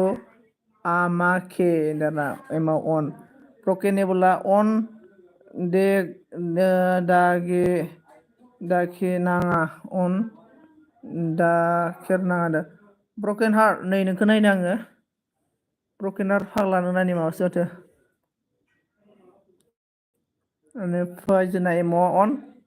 के ब्रो लाइक डान थैंक यू सो मच के ब्रो लाइक होनायनि थाखाय थैंक यू इसका कौन मेरा एलबी में कौन कौन नया है प्लीज कमेंट कमेंट प्लीज और मुझे support me comment comment comment comment एक दूसरे के साथ मुझे सपोर्ट सपोर्ट मैं भी सभी को बैक सपोर्ट करेगा hello hello hello hello hello आदिमन ओमफ्राय आपकी पागला जुमिना सारा दुनिया है वो साली আমি তোমাক सारा बास ब ना मेक्सिल बोले नाम्बार मोनब्ला फोरोंहरगौमोन आं सबिता दा सबिता नै जोंना गेबसना फोरोंहरगौमोन नाम्बार थाबा नाम्बार हर आरो नाबा आंखौ ओमफ्राय नों नाय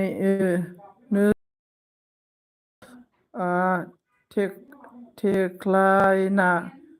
होबाय दे सनजित आदै दारा अके अके थैंक यू सो मच थेख्लाना होनायनि थाखाय please comment comment comment comment comment please please please please आं हारसिंसो बानायलाबायनायमोन ओंखायनो बारा रोङा गेबसन दारना जिनोम बर' दुनिया इमान बालु सा भालोबासी तुम्हाकी साइली कभी कम ना होगा दारा ओइ साइली मरा मगदा की मा खबर नै आंनो नोंखौल' नांगौ सना इउटुबनि फैसा नाङा दारना सोरबा गोरोंखौ नायनो हो सबिता दारना सबिता नोङो आंखौ बे डिसक्रिपसननि लिंकआव आंनि फेसबुक इन्सटाग्रामनि लिंक दङ नांगौ फल' खालामनायनि उनाव नोंखौ आङो गुगोलनि एप्सजों माने आङो स्क्रिन भिडिअ बानायनानै नोंखौ फोरोंहरगोन आरो स्क्रिन भिडिअ माने लाइभ आरोना लाइभ नोंजों भिडिअ रायज्लायगोन आङो ओमफ्राय नोंनि स्क्रिनखौ आंनो नों देखायनो हागोन आंबो नोंनि स्क्रिनखौ आंनो देखायनो हागोन बेबायदि माने मा होनना बुङो अनलाइन रहा इसन बोल रहा है इकना आंनिखौ लानो नामा नाम्बारखौ गिबसन नाम्बार हर सबिताजों सबिताजों रायलायलाय मेक्सेल साल्थे फैदो सिख्ला नायनोसै बाहा मोनसिगोन बे आरोना केके नै उन्दुदोंसो आगै आरोना अहा साइली गार' फाग्लि आंना मोनबाय साइलीखौ दे सानैजों लानोसै साल्थे आरोना वाट्सएपआवनो स्क्रिनकास्ट खालामना फोरोंनो हायो दारा हायो ओमफ्राय नंगौ नामा गेबसन दारना प्रान्जिता थेंक इउ सो माच मस्ट वेलकाम प्रान्जित ओमफ्राय तूने आमाकी भालोबास और क्यों भालोबासी ना नाम की मार्कसिल दारना लादो बेनो गाइस दारना स्क्रिनशट खालामना दोननोसै मालाबा खामानि होगोन ना आंबो स्क्रिनशट खालामना लाबाय मालाबा पांकिस अनन दानाव दाउ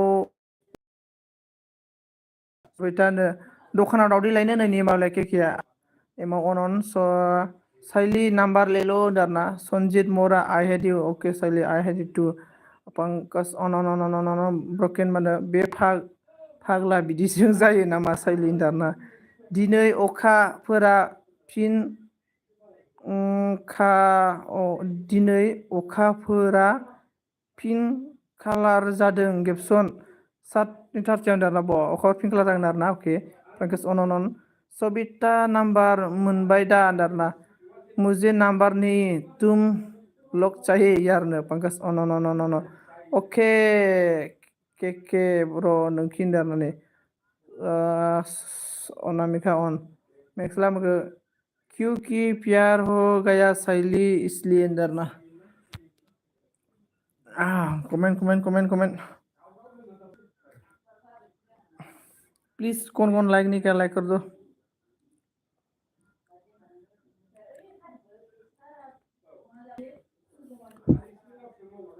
बेनिफ्राय सबिता नाम्बारखौ लादो नङाब्ला डिलेट खालामनोसै आं दाना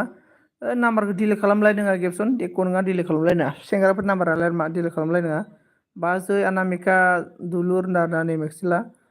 अनामिका अन अन अन अन अन 8 जन गाइस एकदम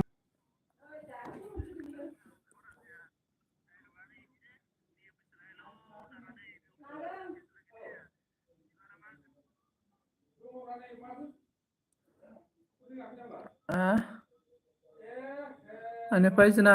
प्रानजित अन अन अन अन अन अन मा जाखो प्रानजित दे सनजित ब्र डिलेट खालामला होनदां खालामलायना गार' सिख्ला नांगौ आंनो आंनो दं नामा बेवहाय दाना ओद मेरला माथो नै सोला सरि संबाय ओमफ्राय इसके बाद लाबाय दे गेबसन लाबायनो ओद प्रानजित माबा मा हरलाबायखो ब्रानलाय फान्थावनो ओइ सनजित मा ओइ सना मा गांजेमा होनना मिनिलाजोब्बाय ने अंक प्रानजित ला अन अन नेक्स्ट अ साल्थायना आरोना गेबसनाव आंखो सनजित ब्र आं ओंख्रि संनि दे अके अके मा ओंख्रि होनदोंमोनलाय बेवहाय बर' होनजासो माथो होनदा ओइलाय दंब्रा साइलिमोनालाय दङ ओइनि जोंना माबाया बेनिफ्राय बेसेबां बर' गार' माबा स्कुलजों फरायगासिनो ओमफ्राय दालिसो ओमफ्राय आलु टमेट' एखेबा गोथाव सम बसुमतारिनि बिसि दुरलाय बाजै सनाजारना ओमफ्राय प्रानजितआ देनजारलै प्रानजित ओइ सोरबा अनामिकाखौ बिराद गाज्रि कमेन्ट खालामदोंनोलै दा बिखौ बिनि डिटेल्स दिहुननांगौमोन हागोन ना नोंलाय प्रानजित प्यार तो कैसे भी हो सकता पर मेरी से सास साथ साथ प्यार कोई नहीं करता मोरा एक्सेल दारा सालथे इंलिश सिख्ला नांगौ आरोना नोंसो ओंख्रि सङो नामा बिसोर गेबसना मालाय बाहेरायाव थायोलै ओंख्रि सङो आं हिन्दी रोङालै गार'ल'सो रोङो दाना जोंना थेख्लाया मसल खालामदे थेख्ला बाब देनजारलै नों थेख्ला साइलि महरा दाना सोरखौ हरदों दा ओइ सबिता माबाया अनामिकानाव माने गाज्रि कमेन्ट हरदों आरो ना माने सासे मानसि आरो ना बिनि डिटेल्स दिहुननांगौमोन आइडिजों मैं करता हूँ ना साइलि तेरे कासाम होनदों गिबसन मरा होनदों नंगौ नामा होनदों आरोना सबिता आंनाव थायालै दाना मा नाम दाना नामाथ' आंनाव दङ आं माने स्क्रिनशट लादों ओमफ्राय लिंकखौबो कपि खालामना दोनदों आरो ना आङो ओमफ्राय दा नोंनो माबोरै हरगोन आं दायो नामालाय राजु नाममोन आरो ना फेसबुकआव फल' खालामब्रा बे भिडिअनि फल' खालामलाय आं नोंनो हरगोन ना लिंकखौ दुरलाय बाजै होनना दुरलाय बाजैखौथ' बिराद गाबबाय दुरलाय बाजैया दिनै ओमफ्राय प्रानजित नों मानो फैयाखै ओमफ्राय आगै गांजेमा सना इंलिसल' बुङो सना दारा जोंना थेख्लाया अन बेनिफ्राय अन हाजोमा most welcome 15 lakh thank you so much हाजोमा बेसेबांबा गुबुननि उनाव आंनि लिबाव फैदों मस्ट वेलकाम मेरी कसम मत लो मैं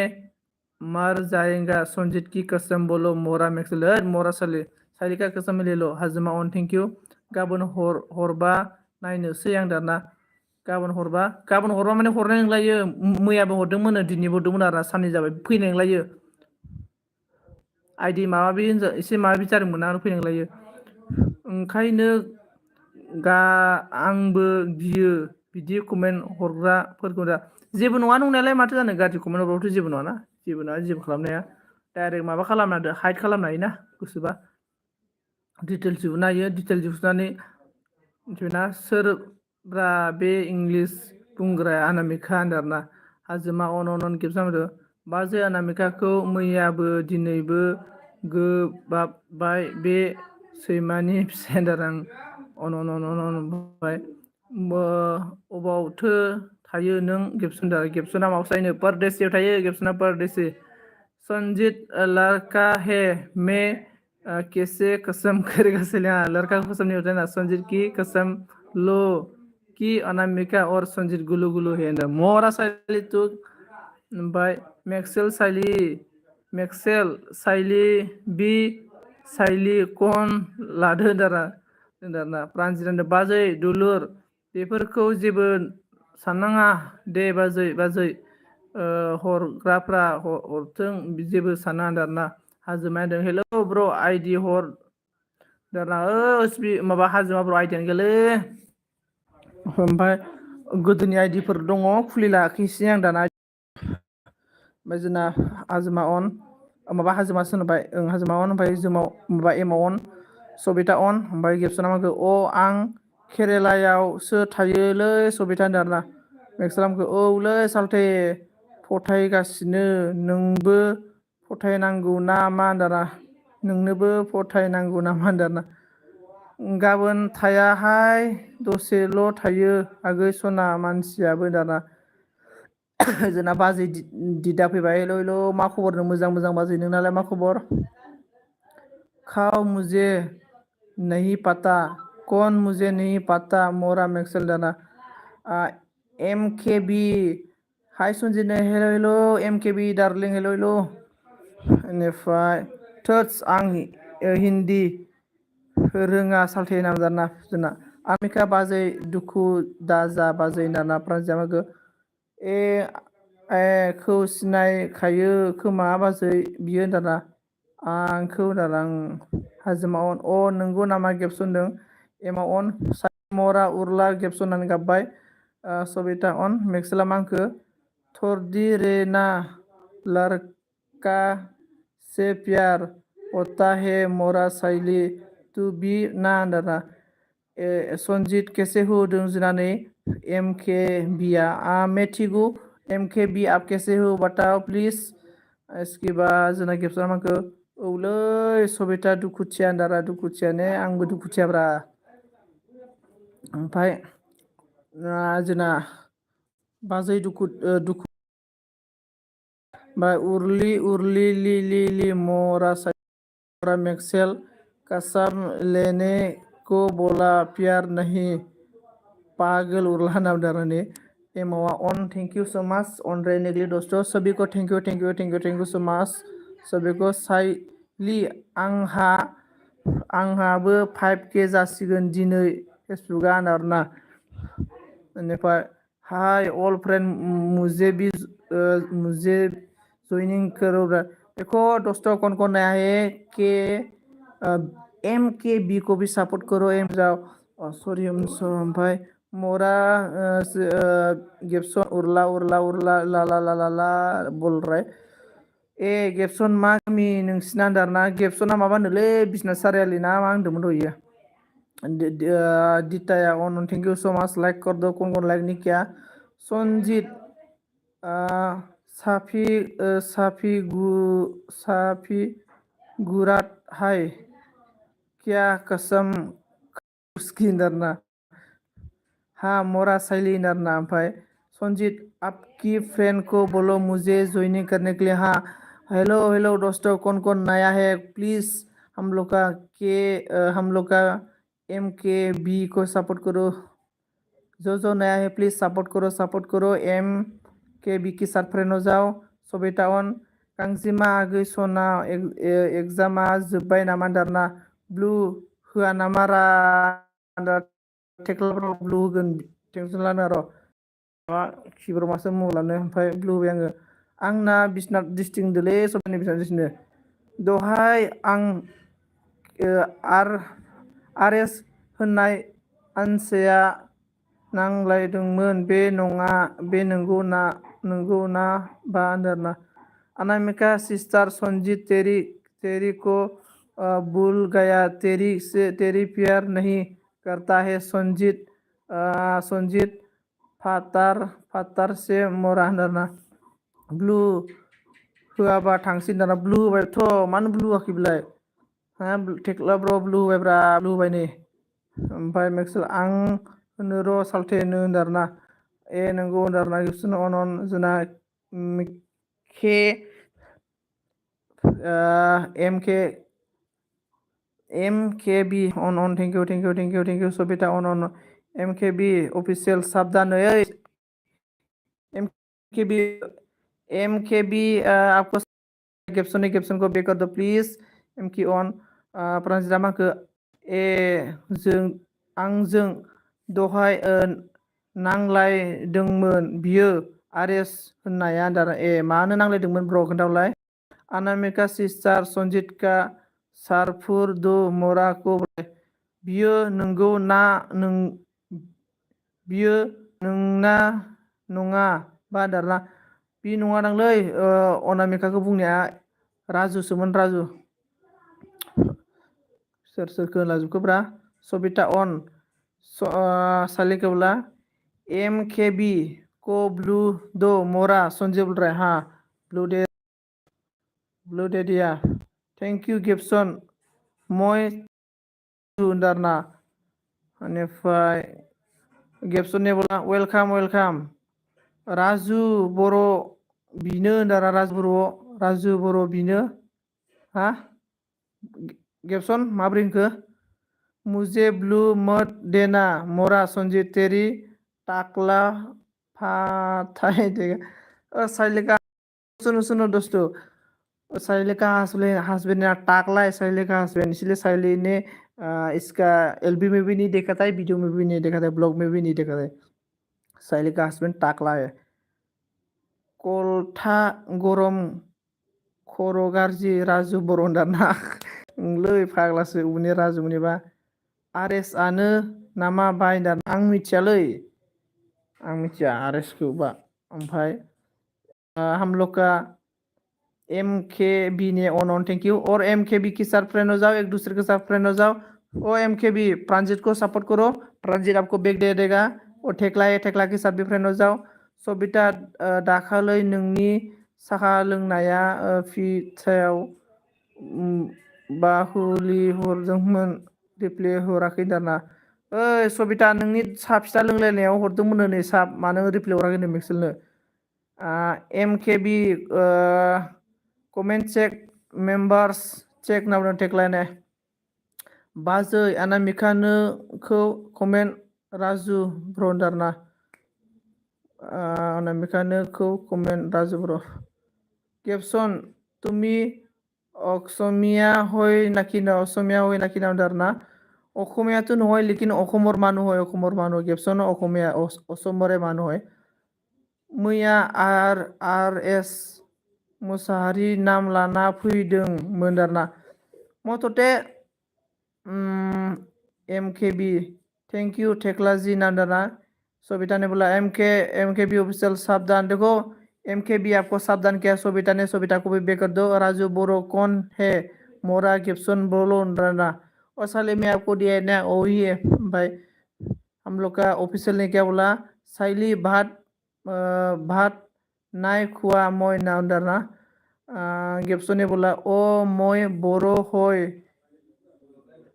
MKB दारना ठेकला ने बोला रिटर्न करो MKB बोल रहा है अच्छा MKB नाम दं MKB ने बोला सबिता ओके मैं बैक कर दूंगी चेक करके बोल रहा है और इसके बाद सबिता ओ बिनो आरेस मुसाहारियानो दारना ओमफ्राय ओइ बिदि गाज्रि मानसिखौ एकदमबारे स्ट्राइक होना होनांगौलै मेक्सेल माबा जोंना गिब्सन ओमफ्राय MK मुझसे दोस्ती बनाओ देखो MK मेक्सेल के साथ भी दोस्ती बनाओ ठेकला जी मेरे वीडियो वॉच करके कमेंट करो मैं चेक करके बैक कर दूंगी बोल रहा है सोआली ने क्या बोला ओए मोरा ठेकला रे joining date 30 March and April joining me बोल रहा है ओ मेक्सेल वादामादा कैसे खासो दे आंबो नोंजों दारा लोगोगासिनो ठेकला मेरा साल्टे हे साइली दाना सारू ओ साइली ओ ठेकला है ना ठेकला ओ मेक्सेल का सारू है मेक्सेल member check comment check please return give me बोल रहा है रिटर्न दे दो साइली सबिता ओके MKB बोल रहा है अच्छा बोल रहा है साइली ने साइली मोरा अच्छा नहीं तो क्या होगा साइली तो क्यों अभी तक बेनिफ्राय दे थेंक इउ सबिता नांदों तो बैक कर दूंगा बोल रहे हाँ सबको सभी कर देंगे बोल रहा है हम लोग का ऑफिशियल ने ऑफिशियल के साथ फ्रेंड जाओ एक दूसरे के साथ फ्रेंड हो सबिता ऑन थैंक यू मेरा सबिता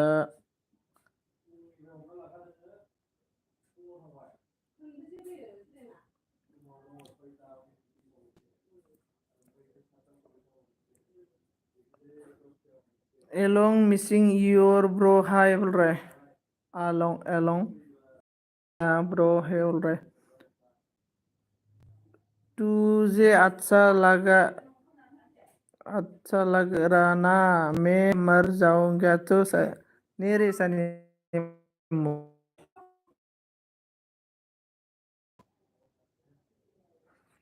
बेनिफ्राय वेलकाम एक्सेल बाहायदों आरोना मोसाहारि मा होनो बेखौ फनानो अफ जाबाय आंना ओंखिफोर दादा आंना नेटफ्लिक जोब्बायलै नेटफ्लिक सोनाव रावबो गैला ओमफ्राय काल से कोई भी मुझे नहीं देखेगा ओके ना मोरा सली क्या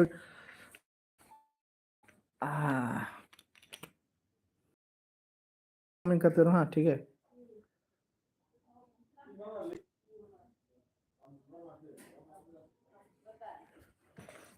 एक मिनट दे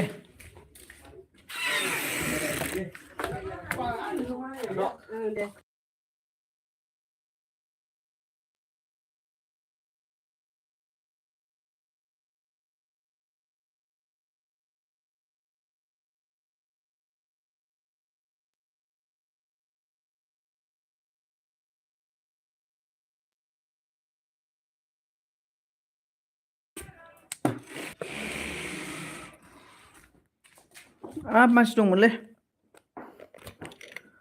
मबाइलानो नेट पेक गैलाबा माबोरै जाबावनो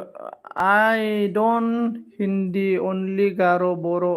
एंड मिजोन बोला बाय बाय साले नेट पैक डाल दो मुझे 1 GB का नहीं तो कान के नीचे बजेगा मैं तेरे को नेट पैक नहीं देगा ना तेरे को मैं इतना मारेगा मैं देखो कल गाइस मैं सब्जी बना रहा हूँ ओके सब्जी बना ओके बाय मुझे आलंगो का बात समझ में नहीं आएगा संजीत जी का एलबी फूर रोज आती हूँ मुझे अच्छा लगा एलोंग का और को ओके अच्छा थैंक यू ऑफिसर टीचर चलते इतना दुखी गोम वीडियो देता है मुझे से रोना आता है आंखें का पानी उसके लिए है नहीं ओके नांगौ नामा एमबि ओंखिनारना नांगौथ' आरो गैला जोब्बाय ओमफ्राय नबनिता हेल' मसलगाम नबनिता मसलगाम दिदा बसुमतारी लोगो जादोंनो दिदा बाजै अबाव थांखो बाजैयालाय जोंना दिदा बाजै लोगो जादों नै बेनिफ्राय अफिसियेल लेभेला अन ओमफ्राय टेक्ला होनदों support ID give me guys दाना टेक्लाखौ सापर्ट करो गाइस सापर्ट ओमफ्राय अन जोंना अफिसियेल अन दिदा ना माखो दे आंनि भिडिअआव कमेन्ट हर होननानै दिदानि भिडिअआव कमेन्ट हरनांगोनो टेक्ला प्रमेस बिदा होनना अफिसियेल लेभेला अन थेंक इउ मरासालि टुगेदार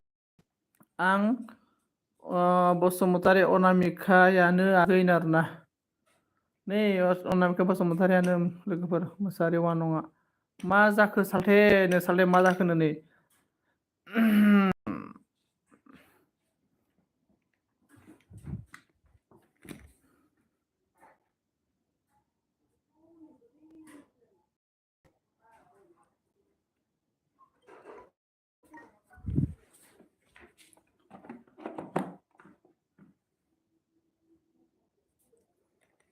ओमफ्राय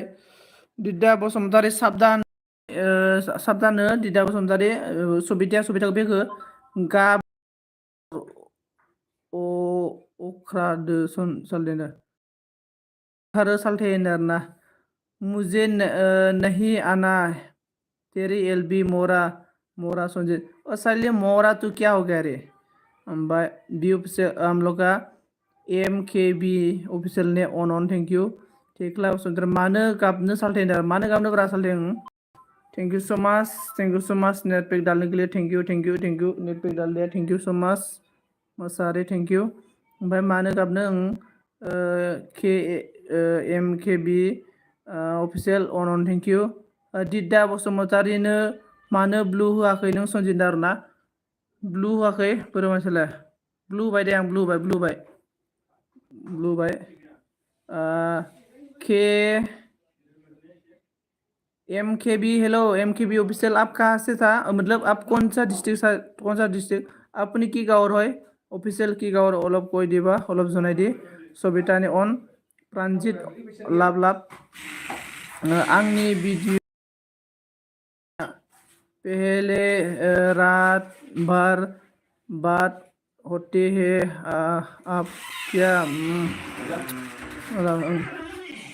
इसके बाद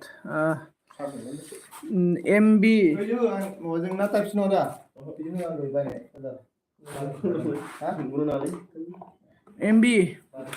MB मनजित ब्र नारना MB मोनबाय सोरनि थाखाय बायदों नोंखौलाय सोरनि थाखाय बायनाय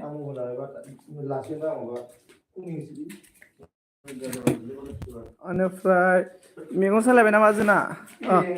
MB मोनबाय नामा सुनजिदा मोनबाय केपसन ब्र मोनबाय सबिता अन ओमफ्राय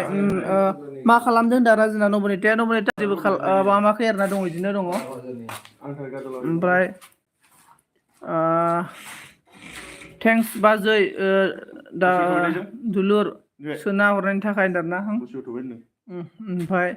लखीमपुर डिस्ट्रिक्ट से हूँ ओके अच्छा लखीमपुर डिस्ट्रिक्ट से okay thank you so much बताने के लिए थैंक यू लखीमपुर मैं लखीमपुर घूम के आया था रे वो दिन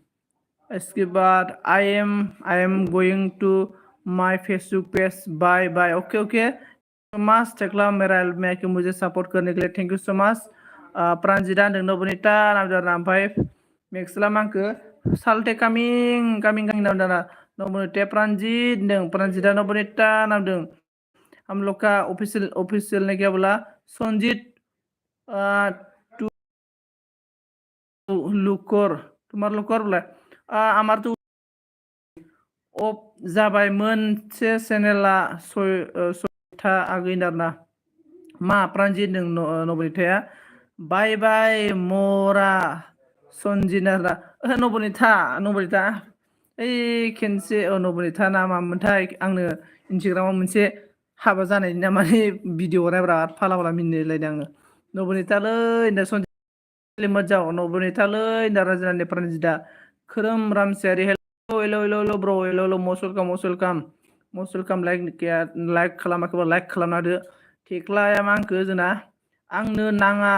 पेजखौ सापर्ट करो गाइस ना आंनि नाङा पेजखौ सापर्ट खालामदो अके सबिता अन प्रांजिदा मा आंखो नबनिता लै रिप्ले होलाया माथो आरोना खोरोम रामसियारि रानदों लाइकल' होनो फैदों आं दारा खोरोम रामसियारि थेंक इउ सो माच होनायनि थाखायबाबो थेंक इउ सो माच रोजा साबायखर मोसारि मा गांजिमा आगै सना आइ लाभ इउ आरोना एलबि हो नबनिता एलबि नांगौनो प्रांजिदा होनदों दिता बसुमतारी मा आंखो खालामबाय सबिता बरगयारि आरोना नबनिताया मा आंखो मा जाखो प्रांजित होनदों नबनिताया मा आंखो गोसो गैया प्रांजित आरोना बेनिफ्राय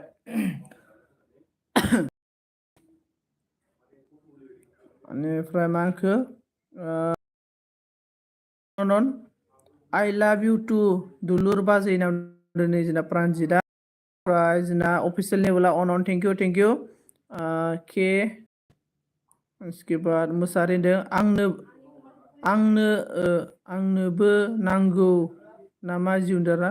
नोंनोबो नांगौ नामा जिउ नांगौ नै इसके बाद मोसाहारि आब' चार्ज होआखै मबाइल चार्ज होआखै नामा Abo Sona darna Pranjit mandan comment moi ohi asu moi bo robo Sanjay oke Dita Basuntari dong nanga bi pran Salikia Gusa Mora मा खालामदों प्रान्जित नै गांजेमा सना आगै नोंनोबो नांगौ नामा नामदाना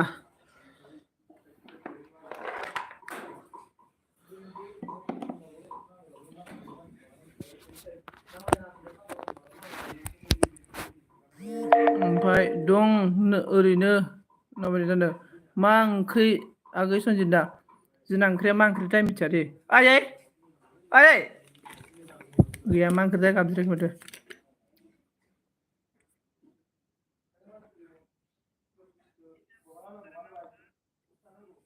सातजन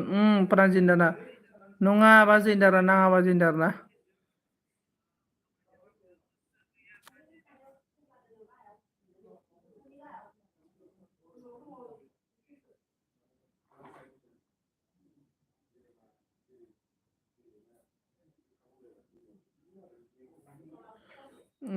मा खबर प्रान्जित नै नोंनालाय बोरै खबरफोरा नावदों मोसाहारि आब' जोंबो आंखौ सापर्ट खालाम दे आब' सना नामदों नै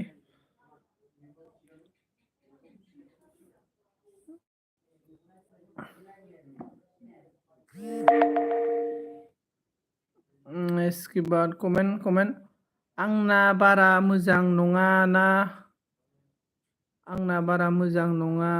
आंना आरोना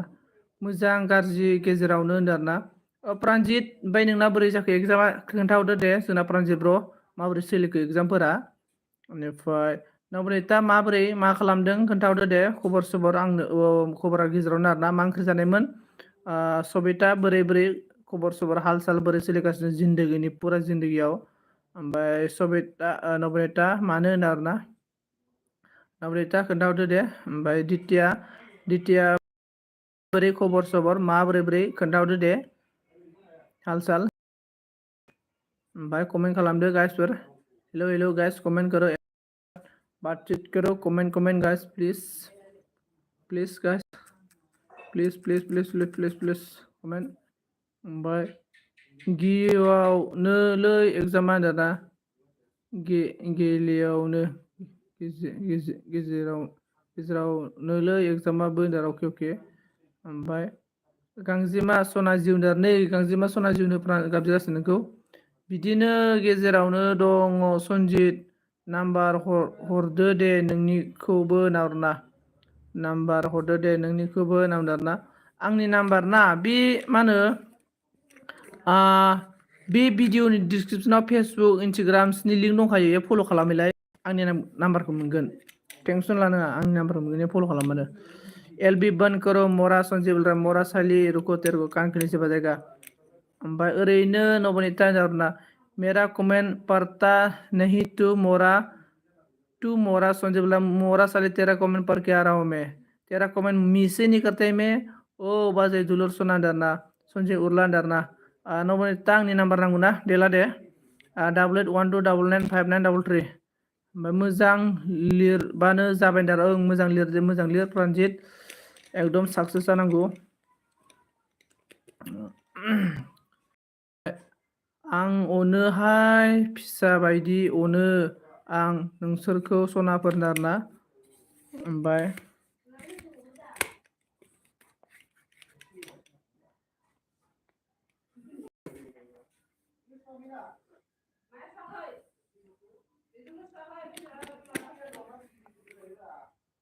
प्लिज जोंना बेदर ओंख्रि जोंना दहाय मैथाजों नामोन दाय बेदर ब्लु हो साब हरनां दाना अके ब्लु ने अके ब्लु होगोन ब्लु बाय ओमफ्राय आं मिनि फैबाय आरोना इसा ओइ इमाजिन गिदिरखौ फिसाखौ होनो इसारानि रामसियारि हेलौ मस्ट वेलकाम इसारानि रामसियारि ओमफ्राय जोंना दिताया हार्ट हरबाय लिरदों लिरनायालाय दारना दे खोन्थाफिनलाय खोनायाखै दारना 88 ओमफ्राय 12 995933। इसके बाद टू दुखी धोखेबाज है मोरा सुनजी। साली तेरे को मैं क्या धोखा दिया बोलो? साली तेरे को मैं क्या धोखा दिया? धोखा तो दिया मुझे साली तो। ओ मेरे अगला बगल रक नखरिया। कैसा है गाना? थोड़ा गा के दो। ओ साली ना बहुत अच्छा हिंदी साली, अच्छा हिंदी का मतलब शायरी बना सकता है, शायरी सुना सकता है, और शैली का वॉइस भी बहुत अच्छा गाना गा सकता है शैली अच्छा। सो बेटा thank you so much. Like दान आसोल दाना जोंना मन'राम बर' ब्लग सो मच ब्रादार, आंनि लिबाव फैनानै सापर्ट खालामफैनायनि थाखाय, लाइक होफैनायनि थाखाय थैंक यू सो मच, रोजा साबायखर। नमिता अन प्रान्जित बुन्दा होननानै मिनिबायलै जोंना माबाया मन'रामा। अच्छा साइली का बात सुनो, कैसा साइली बात करता है? ओ अच्छा बोल रहा है साइली ने हर बात में। ओंखाम संबाय नामा नबनिता होनदों। नबनिता ओंखाम सङालै, मालाय बिमानि सायाव आराम गुदुं जायोलाय। ओमफ्राय आमलोगा जिमिन आगे blog 21। Hello Jimin blog, most welcome, आपको मेरा में स्वागत है। मा जानला मनो होनाब्रा। ओमफ्राय गांजेमा आगै आंनि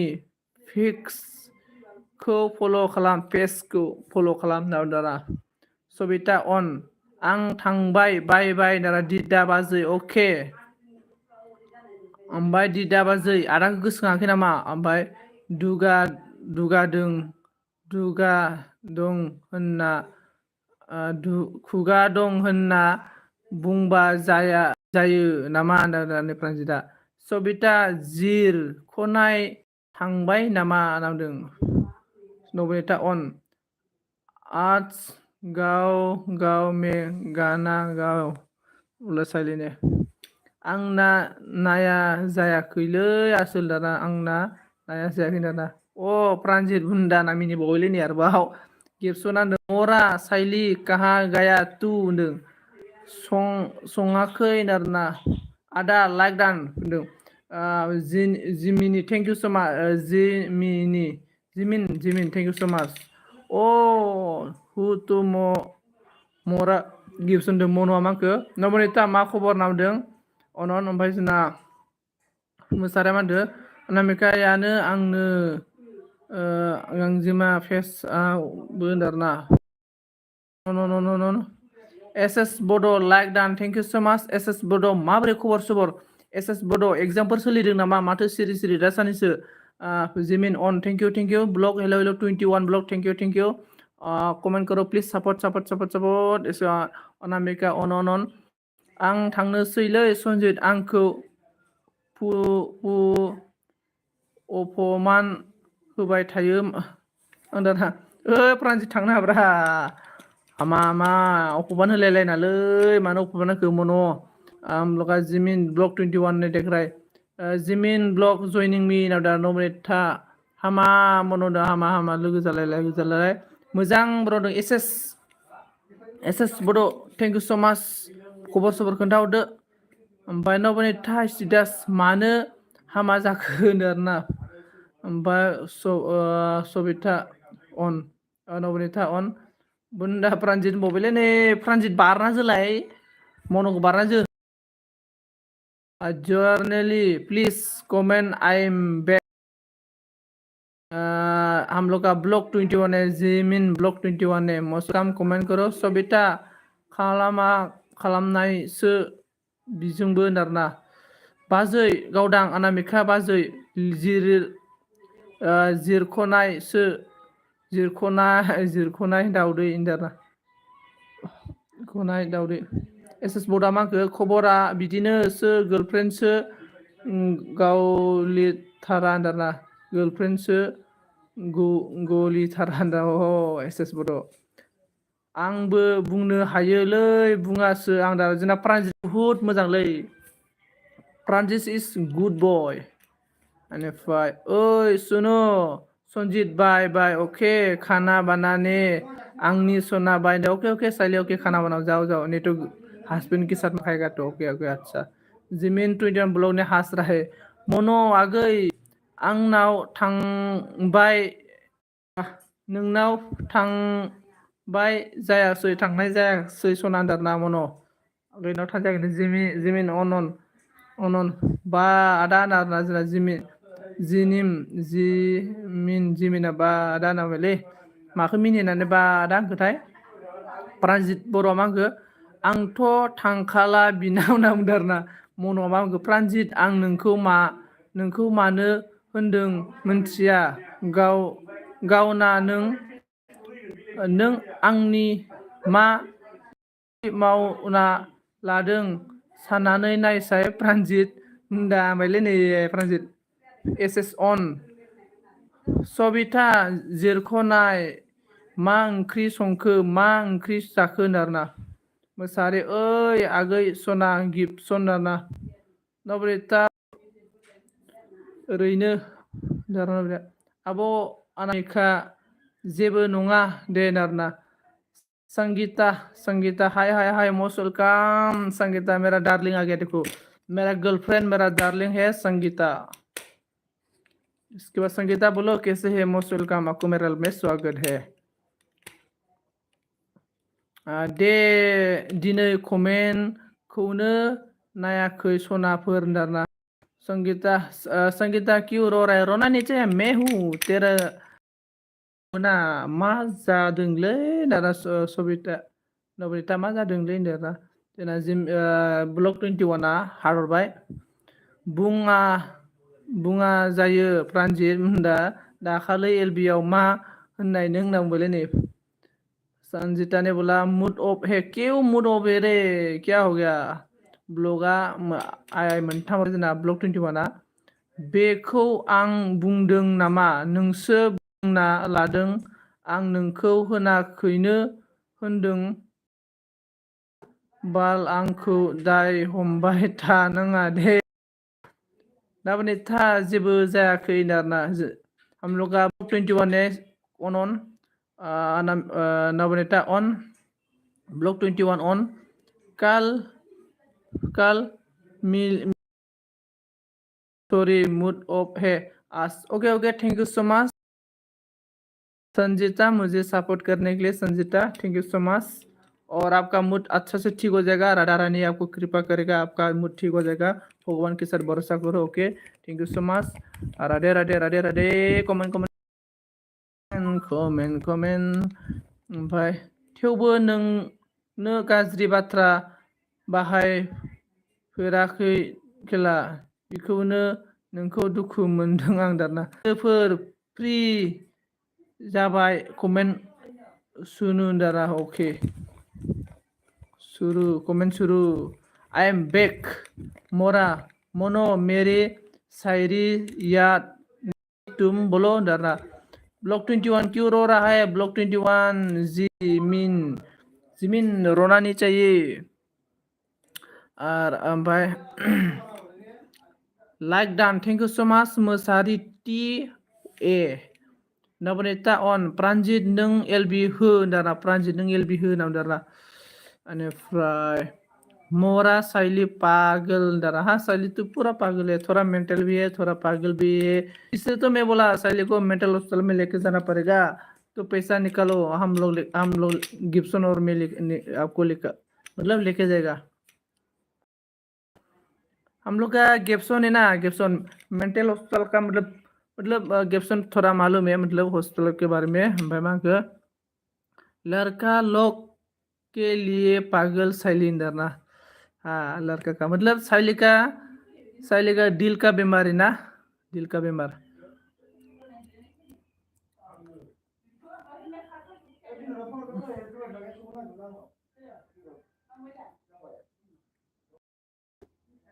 नेपाल कौन है कमेंट शैली देव हाँ पूरा याद है 9 बजे का वाइट हर रहा है मैं के लाइकल' होना थांसै सनजिदा मोसाहारि बिखुनजो थेंक इउ स' माच मोसाहारि बिखुनजो नों मा एसेबो अनथारलाब्रा संगीता संगीता है बोल रहा है ओके पैसा की लिए टेंशन मत लो साइली मैं दूंगा पैसा अंदर प्राणजित आगै सना बयनिख्रुइबो नोंनो साबसिन आगै सना होनदों अके लिसाखौ बोलना मनो होनदों आंनाव मानो फैयालै नों आसोल होनदों आं थांगोन माने नैलै आङो जों खामानि मावग्रा मानसिना जों सोलाबा आरोना जों आं सानाव सोलाबा दे आं सानाव सोलाबा ओमफ्राय जोङो माने खामानि मावनानैनो जोङो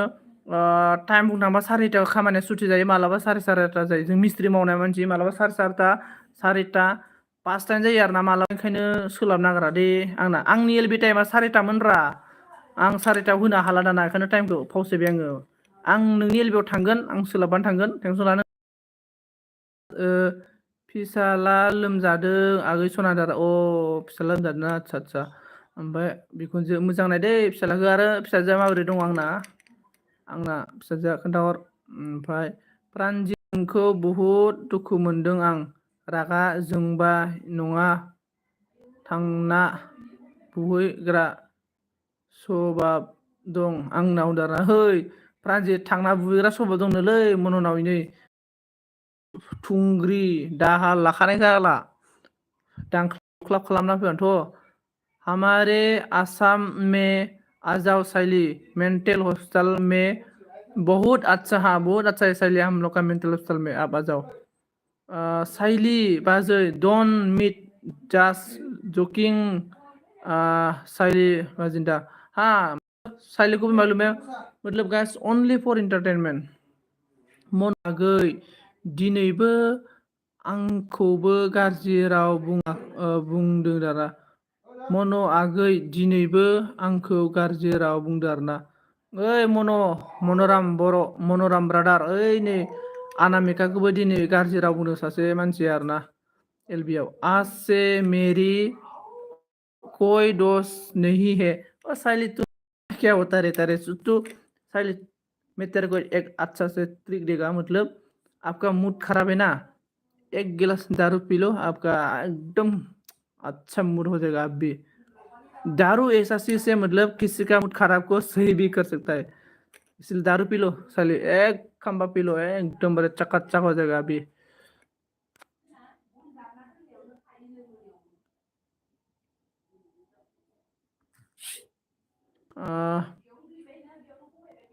ओमफ्राय बुरा लगाए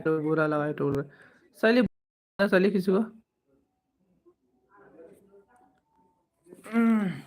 एलबी दोननोसै दां आङो मानसिफोरा रावबो गैला माथो मैं भी एलबी बंद करने वाला हूँ साइली भी बंद करने वाला हूँ कौन है प्लीज कमेंट करो मैं एलबी बंद करेगा अभी प्लीज कौन है comment thank you so much guys everyone guys thank you so much कौन है प्लीज कमेंट करो आं एलबी दोननांगौना दोनथ'नाङा गिब्सन ब्रो आप बताओ मैं एलबी बंद करूँ या ना करूँ अभी बताओ गिब्सन ब्रो नोंसोर रावबो गियामोन प्राणजितबो गैयामोन सनाफोरदा नोंसोर रावबो गैयामोन प्राणजितबो गैयामोन सनाफोरदाना बे खोथाखौ ब्लक खालामनानै लादो आब' ओइ सनजित भाई आब'नाव गाज्रि कमेन्ट हरग्राखौ ब्लक खालामना होसाय आं दिनै थानो हायासै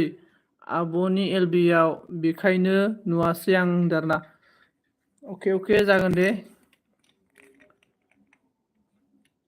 ओमफ्राय आंनि एलबि टाइमखौ नों आसोलदारा आंनि एलबि टाइमखौ आसोलदारना आंनि एलबि टाइम माने नोंना एलबि टाइमा खैथायावब्रा मन'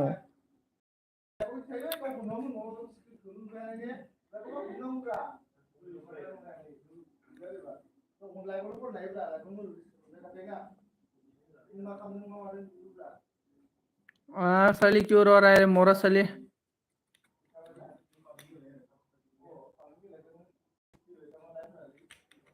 On, comment, guys. चलो थैंक यू सो मच सभी को बाय बाय ऑन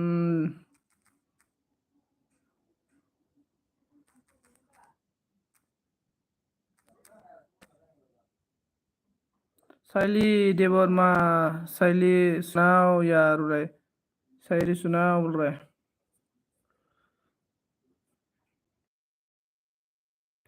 सभी को थैंक यू सो मच मेरा कि मुझे इतना सपोर्ट करने के लिए thank you so much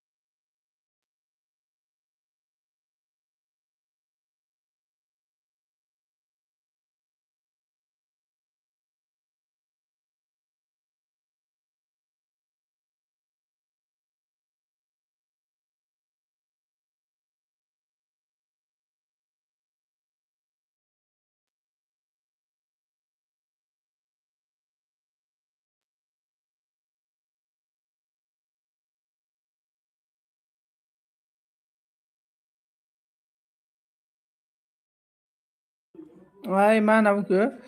Mary LB में आओ मोनो बोल रहा है थांनोसै नामा सनजित बाइन्दारा थांनोसै नामा दाना थांनोसै माने ओंखायनोथ' दा नोंसोर थायोबा आंबो थागोन नोंसोर थायाबा आंबो थाला आरोना मा होनना बुङो लोगोफोर साइलि 9 बाजि में के साइलि बोल रहा है अके होनदों प्रानजित आगै एग्जाम दं नामा गाबोन ना गाबोन गैया होनदों आरो बाजिनो अके ओ सुके आं दसे फैनि बारा आंनाव दसे फै आं दसे दोनथ'लायदों अनोबा होनदों अके थांगोन दे प्रानजित आंनाव फैया नामा आरोना माबा मन'राम आं थांगोन आं अनल' दोनगोन दै आं माने कमेन्ट हरला माने बिराद खामानिया पेन्डिं जाना थाबायलै नै एकदमबारे माइब्रा रोसि लोंनो नागिरदों आं माने मन'राम आं माइब्रा रोसि लोंनो नागिरदों नों एलबि होयोबा हो आं अन मबाइलखौ अन दोनबाय चार्जआव सोनानै दोनबाय आं ओमफ्राय थाङालै आं दा रावखे थाङाबालाय थाथ'बाव दसे अपमान खालामग्रा मानसि नावदा थाङालै आं अपमान खालामग्रा मानसि नावनानैलै ना प्रानजितनि प्रफाइलखौ नुबाथाय बुहुत हिंसा एकदम कुरियान सेंग्राफोरा इदि नुयो आरोना कुरियाननि सेंग्राया इदि नुयो आरोना प्रानजितनि प्रफाइला एकदम हिंसामखा हिंसाम बय जोंना मन'राम ब्रादार नों बहानिमोनब्रा मा जायगानि मा डिस्ट्रिक्टनि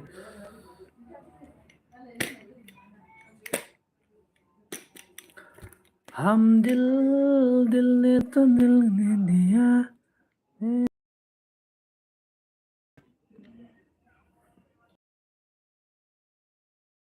आं एसे बाहेराव थां अके गेबसन थेंक इउ सो माच अके प्रानजित बुन्दा मबाइल नै जोंना दाहाल थुंग्रि लानानै आं दसे अफ जाथ'नोसै अके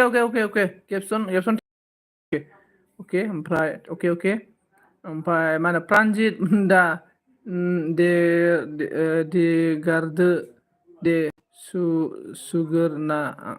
आंखौ दे गारजों सुगोनोलै दे गारजों सुगोनो नै सनालि हाय सनजित गाला आरोना सनालि नों आंनि एलबियाव फैयाथ' र' सोरनिबा एलबियाव सनालिखौ सोरनिबा एलबियाव जि गोबाव थानाय सनालिया आंनि एलबियाव फैया आरोना आं बेखौनो सनालि नोंनि एलबियाव थांला आङो डाइरेक्ट खोथाखा सिदा सिदि जायनो आंनि एलबियाव फैनानै आंखौ सापर्ट खालामो आंबो बेनि एलबियाव सापर्ट खालामगोन जायनो आंनि एलबियाव मोद्ला सिद्ला फैनानै थाङो आंबो बेनि एलबियाव मोद्ला सिद्ला थांगोन आरोना डाइरेक्ट खोथाखा आरोना ओमफ्राय मानासि हाय भाइया गुड इभिनिं दाना गुड इभिनिं मानासि हेल' गेबसना आंखौ गाज्रि दामोन सन्जित ब्र गाज्रि मोना एकदमबारे आंनाव गाज्रि मोननाय गोसो गैया आरोना गाज्रि मोना ओइ आंनाव दसे फै सन्जित आसोल आं दसे होनो दे थांगोन दे होदो थांगोन आंखौ दाना नायसनला सन्जित नाब्ला दाना नों नाब्ले नों खम सोरबा सेंग्राफोरजों बारजाब सना आइ लाभ इउ होनना खम सेंग्राफोरजों बारजाब नोङो ओमफ्राय आरो आंखौ नायस'ना होनना बुंदों आंखौ जायनि मिनि एलबियाव नो बुन्दा होनबाय थायो बाल बियो आरोना आंले नोंखौ दुखु मोनदोंना आंखौ बिखायनो होनदों प्रानजित नों गाज्रि राव बाहायग्रोदोंमोन नालाय बिखायनो बुंदोंनोलै दे जेबो नङा एकदमबारे एक दूसरे के साथ मिलजुल के रहना चाहिए यूट्यूबर होने के लिए एक दूसरे के साथ मिलजुल के रहना चाहिए फैयाब्ला सोरनियावबासो थाङो नामा गैया सन्जित आंहा नोंनि एलबियाव थाब्लाबो दारा नोंहा समायना मिसाखौलाय मा होनो मैया ना मामोनथाय मैया नङा दाख्लै नों आंनि एलबियाव दसेल' खावब्ला नुजाफैदों आरो ना ओमफ्राय खावब्ला आंनि एलबियाव नुजाफैनानै नोङो बेलेगनि एलबियाव एकदम थाहैबाय थादों मिथिबायना आंनाव मबाइल गंनै दंखायो आं मबाइल गंसेजों चेक खालामखायो आङो सोर आंनियाव बेसेबां आंनाव मबाइल गंनै दंखायो आङो मालायफोरा जुदि आइडिल' हरनानै दोनो नाथाय आङो आइडिजों बेरायो मिथिबायना आं आइडिजों बेरायनानै आइडिजों भिडिअ नायना हरो आङो मेन चेनेलजों नायनानै आइडिजों आङो भिडिअ रानिं खालामनानै भिडिअ नायना हरो आं नोंसिनि भिडिअ गोदान गोदानफोरखौ कमेन्टल'सो हरा आङो आरो सोरनि गासिब इउटुबारनिबो साबसक्राइबार दं आंनाव आइडिजों आं गासिबनावबो आंनाव नटिफिकेसन फैजोबो आंनाव गासिबनि एलबियाव गिदिङो आं मिथिबायना सिरि गिदिंखुमायो आं सोरनो एनो नुयो मिथिबायना आंनि एलबियाव समायना दसेल' ब्लड फैबाय बेलेगनि एलबियाव एथ'बां गोबाव थाहैबाय र' मा नाम मोनथाय आं नामखौ बावबाय मानसि नामखौ बिनियाव गोबाव थाहैदों नों मिथिबायना आंनि नटिफिकेसन थांबाबो नों फैयाखैब्रा आंनि एलबियाव होमबा आं नोंनाव मानो थांनो जेनेबा बिदि आरोना ओंखायनोथ' जायनो फैयो आं बेनाव थांगोन सन्जीव भाई एलबी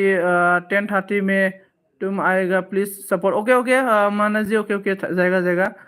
मोनदोंहाय सिरि थानो हाया नामा आरो आंनिखौ दे कमप्रमाइज ओइ आसोल नों आंखौ दसे सापर्ट दे नों होग्रोलाय नों होलाय नटिफिकेसन फैबानो थांगोन आङो ओमफ्राय प्लिज सापर्ट प्रानजित बोल रहा है मानस ने जॉइनिंग देखो मानस में आपका एल्बम जरूर जाएगा प्रानजित नोंबो दाय दं एसे आरोना दे दायफोरखौ निमाहा होलायलाय बिबारा आंखौ सिखाव बुंदों एदावना लियावलाय नाङा मा दाय जानाय ना आंनाव फैया नामा सन्जित भाई आं होनोसै मोनदा होदो दे मन'राम होदो आं थांगोन ना होदो प्रानजित आगै सना जिउदारा सन्जित दाब्ला होनदारना जोंना सनालि उरलि आरोना नों उरलि सनालिथ' उरलि बोरो सनालि बि होगोन होननाया आं नोंनो नटिफिकेसन आं नोंनोथ' लिंहरदोंमोन नों फैयाखैना होमबा आं नोंनो लिंहरदोंमोन ना सनालि सन्जित गयारी जो बात बोलता है ना वो बात को करके दिखाता है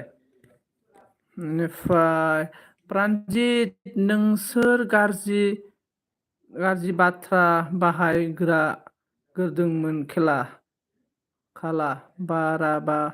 न'आव थांनानै लागावहैगोन आं नोंखौ नाजा आं फैलालै रावनिबो एलबियाव बालदारा ओइ प्रानजित आंनियाव फै बेलेगनाव फैयाबाबो होमबा होनोसै आं आसोलनो होदो प्लिज सापर्ट मी हा मानासी में तो आपको ऑलरेडी सपोर्ट है प्रानजित नादारा बुन्दा ना मबाइलनि आरो प्रानजित मा जाला बायखोरा ओंख्रिफोर होनबालाय दाना प्रानजितजों माबाजों मन'जों एसे बोरैबा गुलु जादों आरोना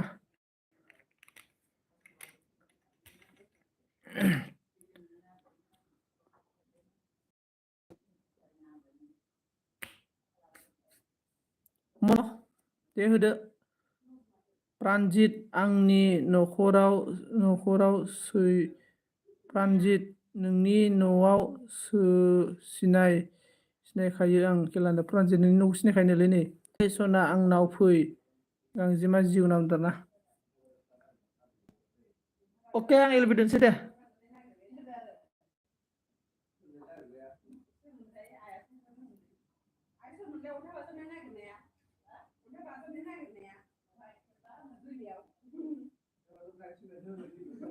नै लोगोफोर मोनसे दे अके लोगोफोर थेंक इउ स'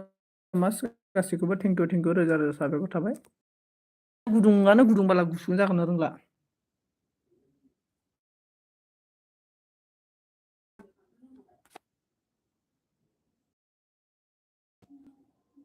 दोननोसै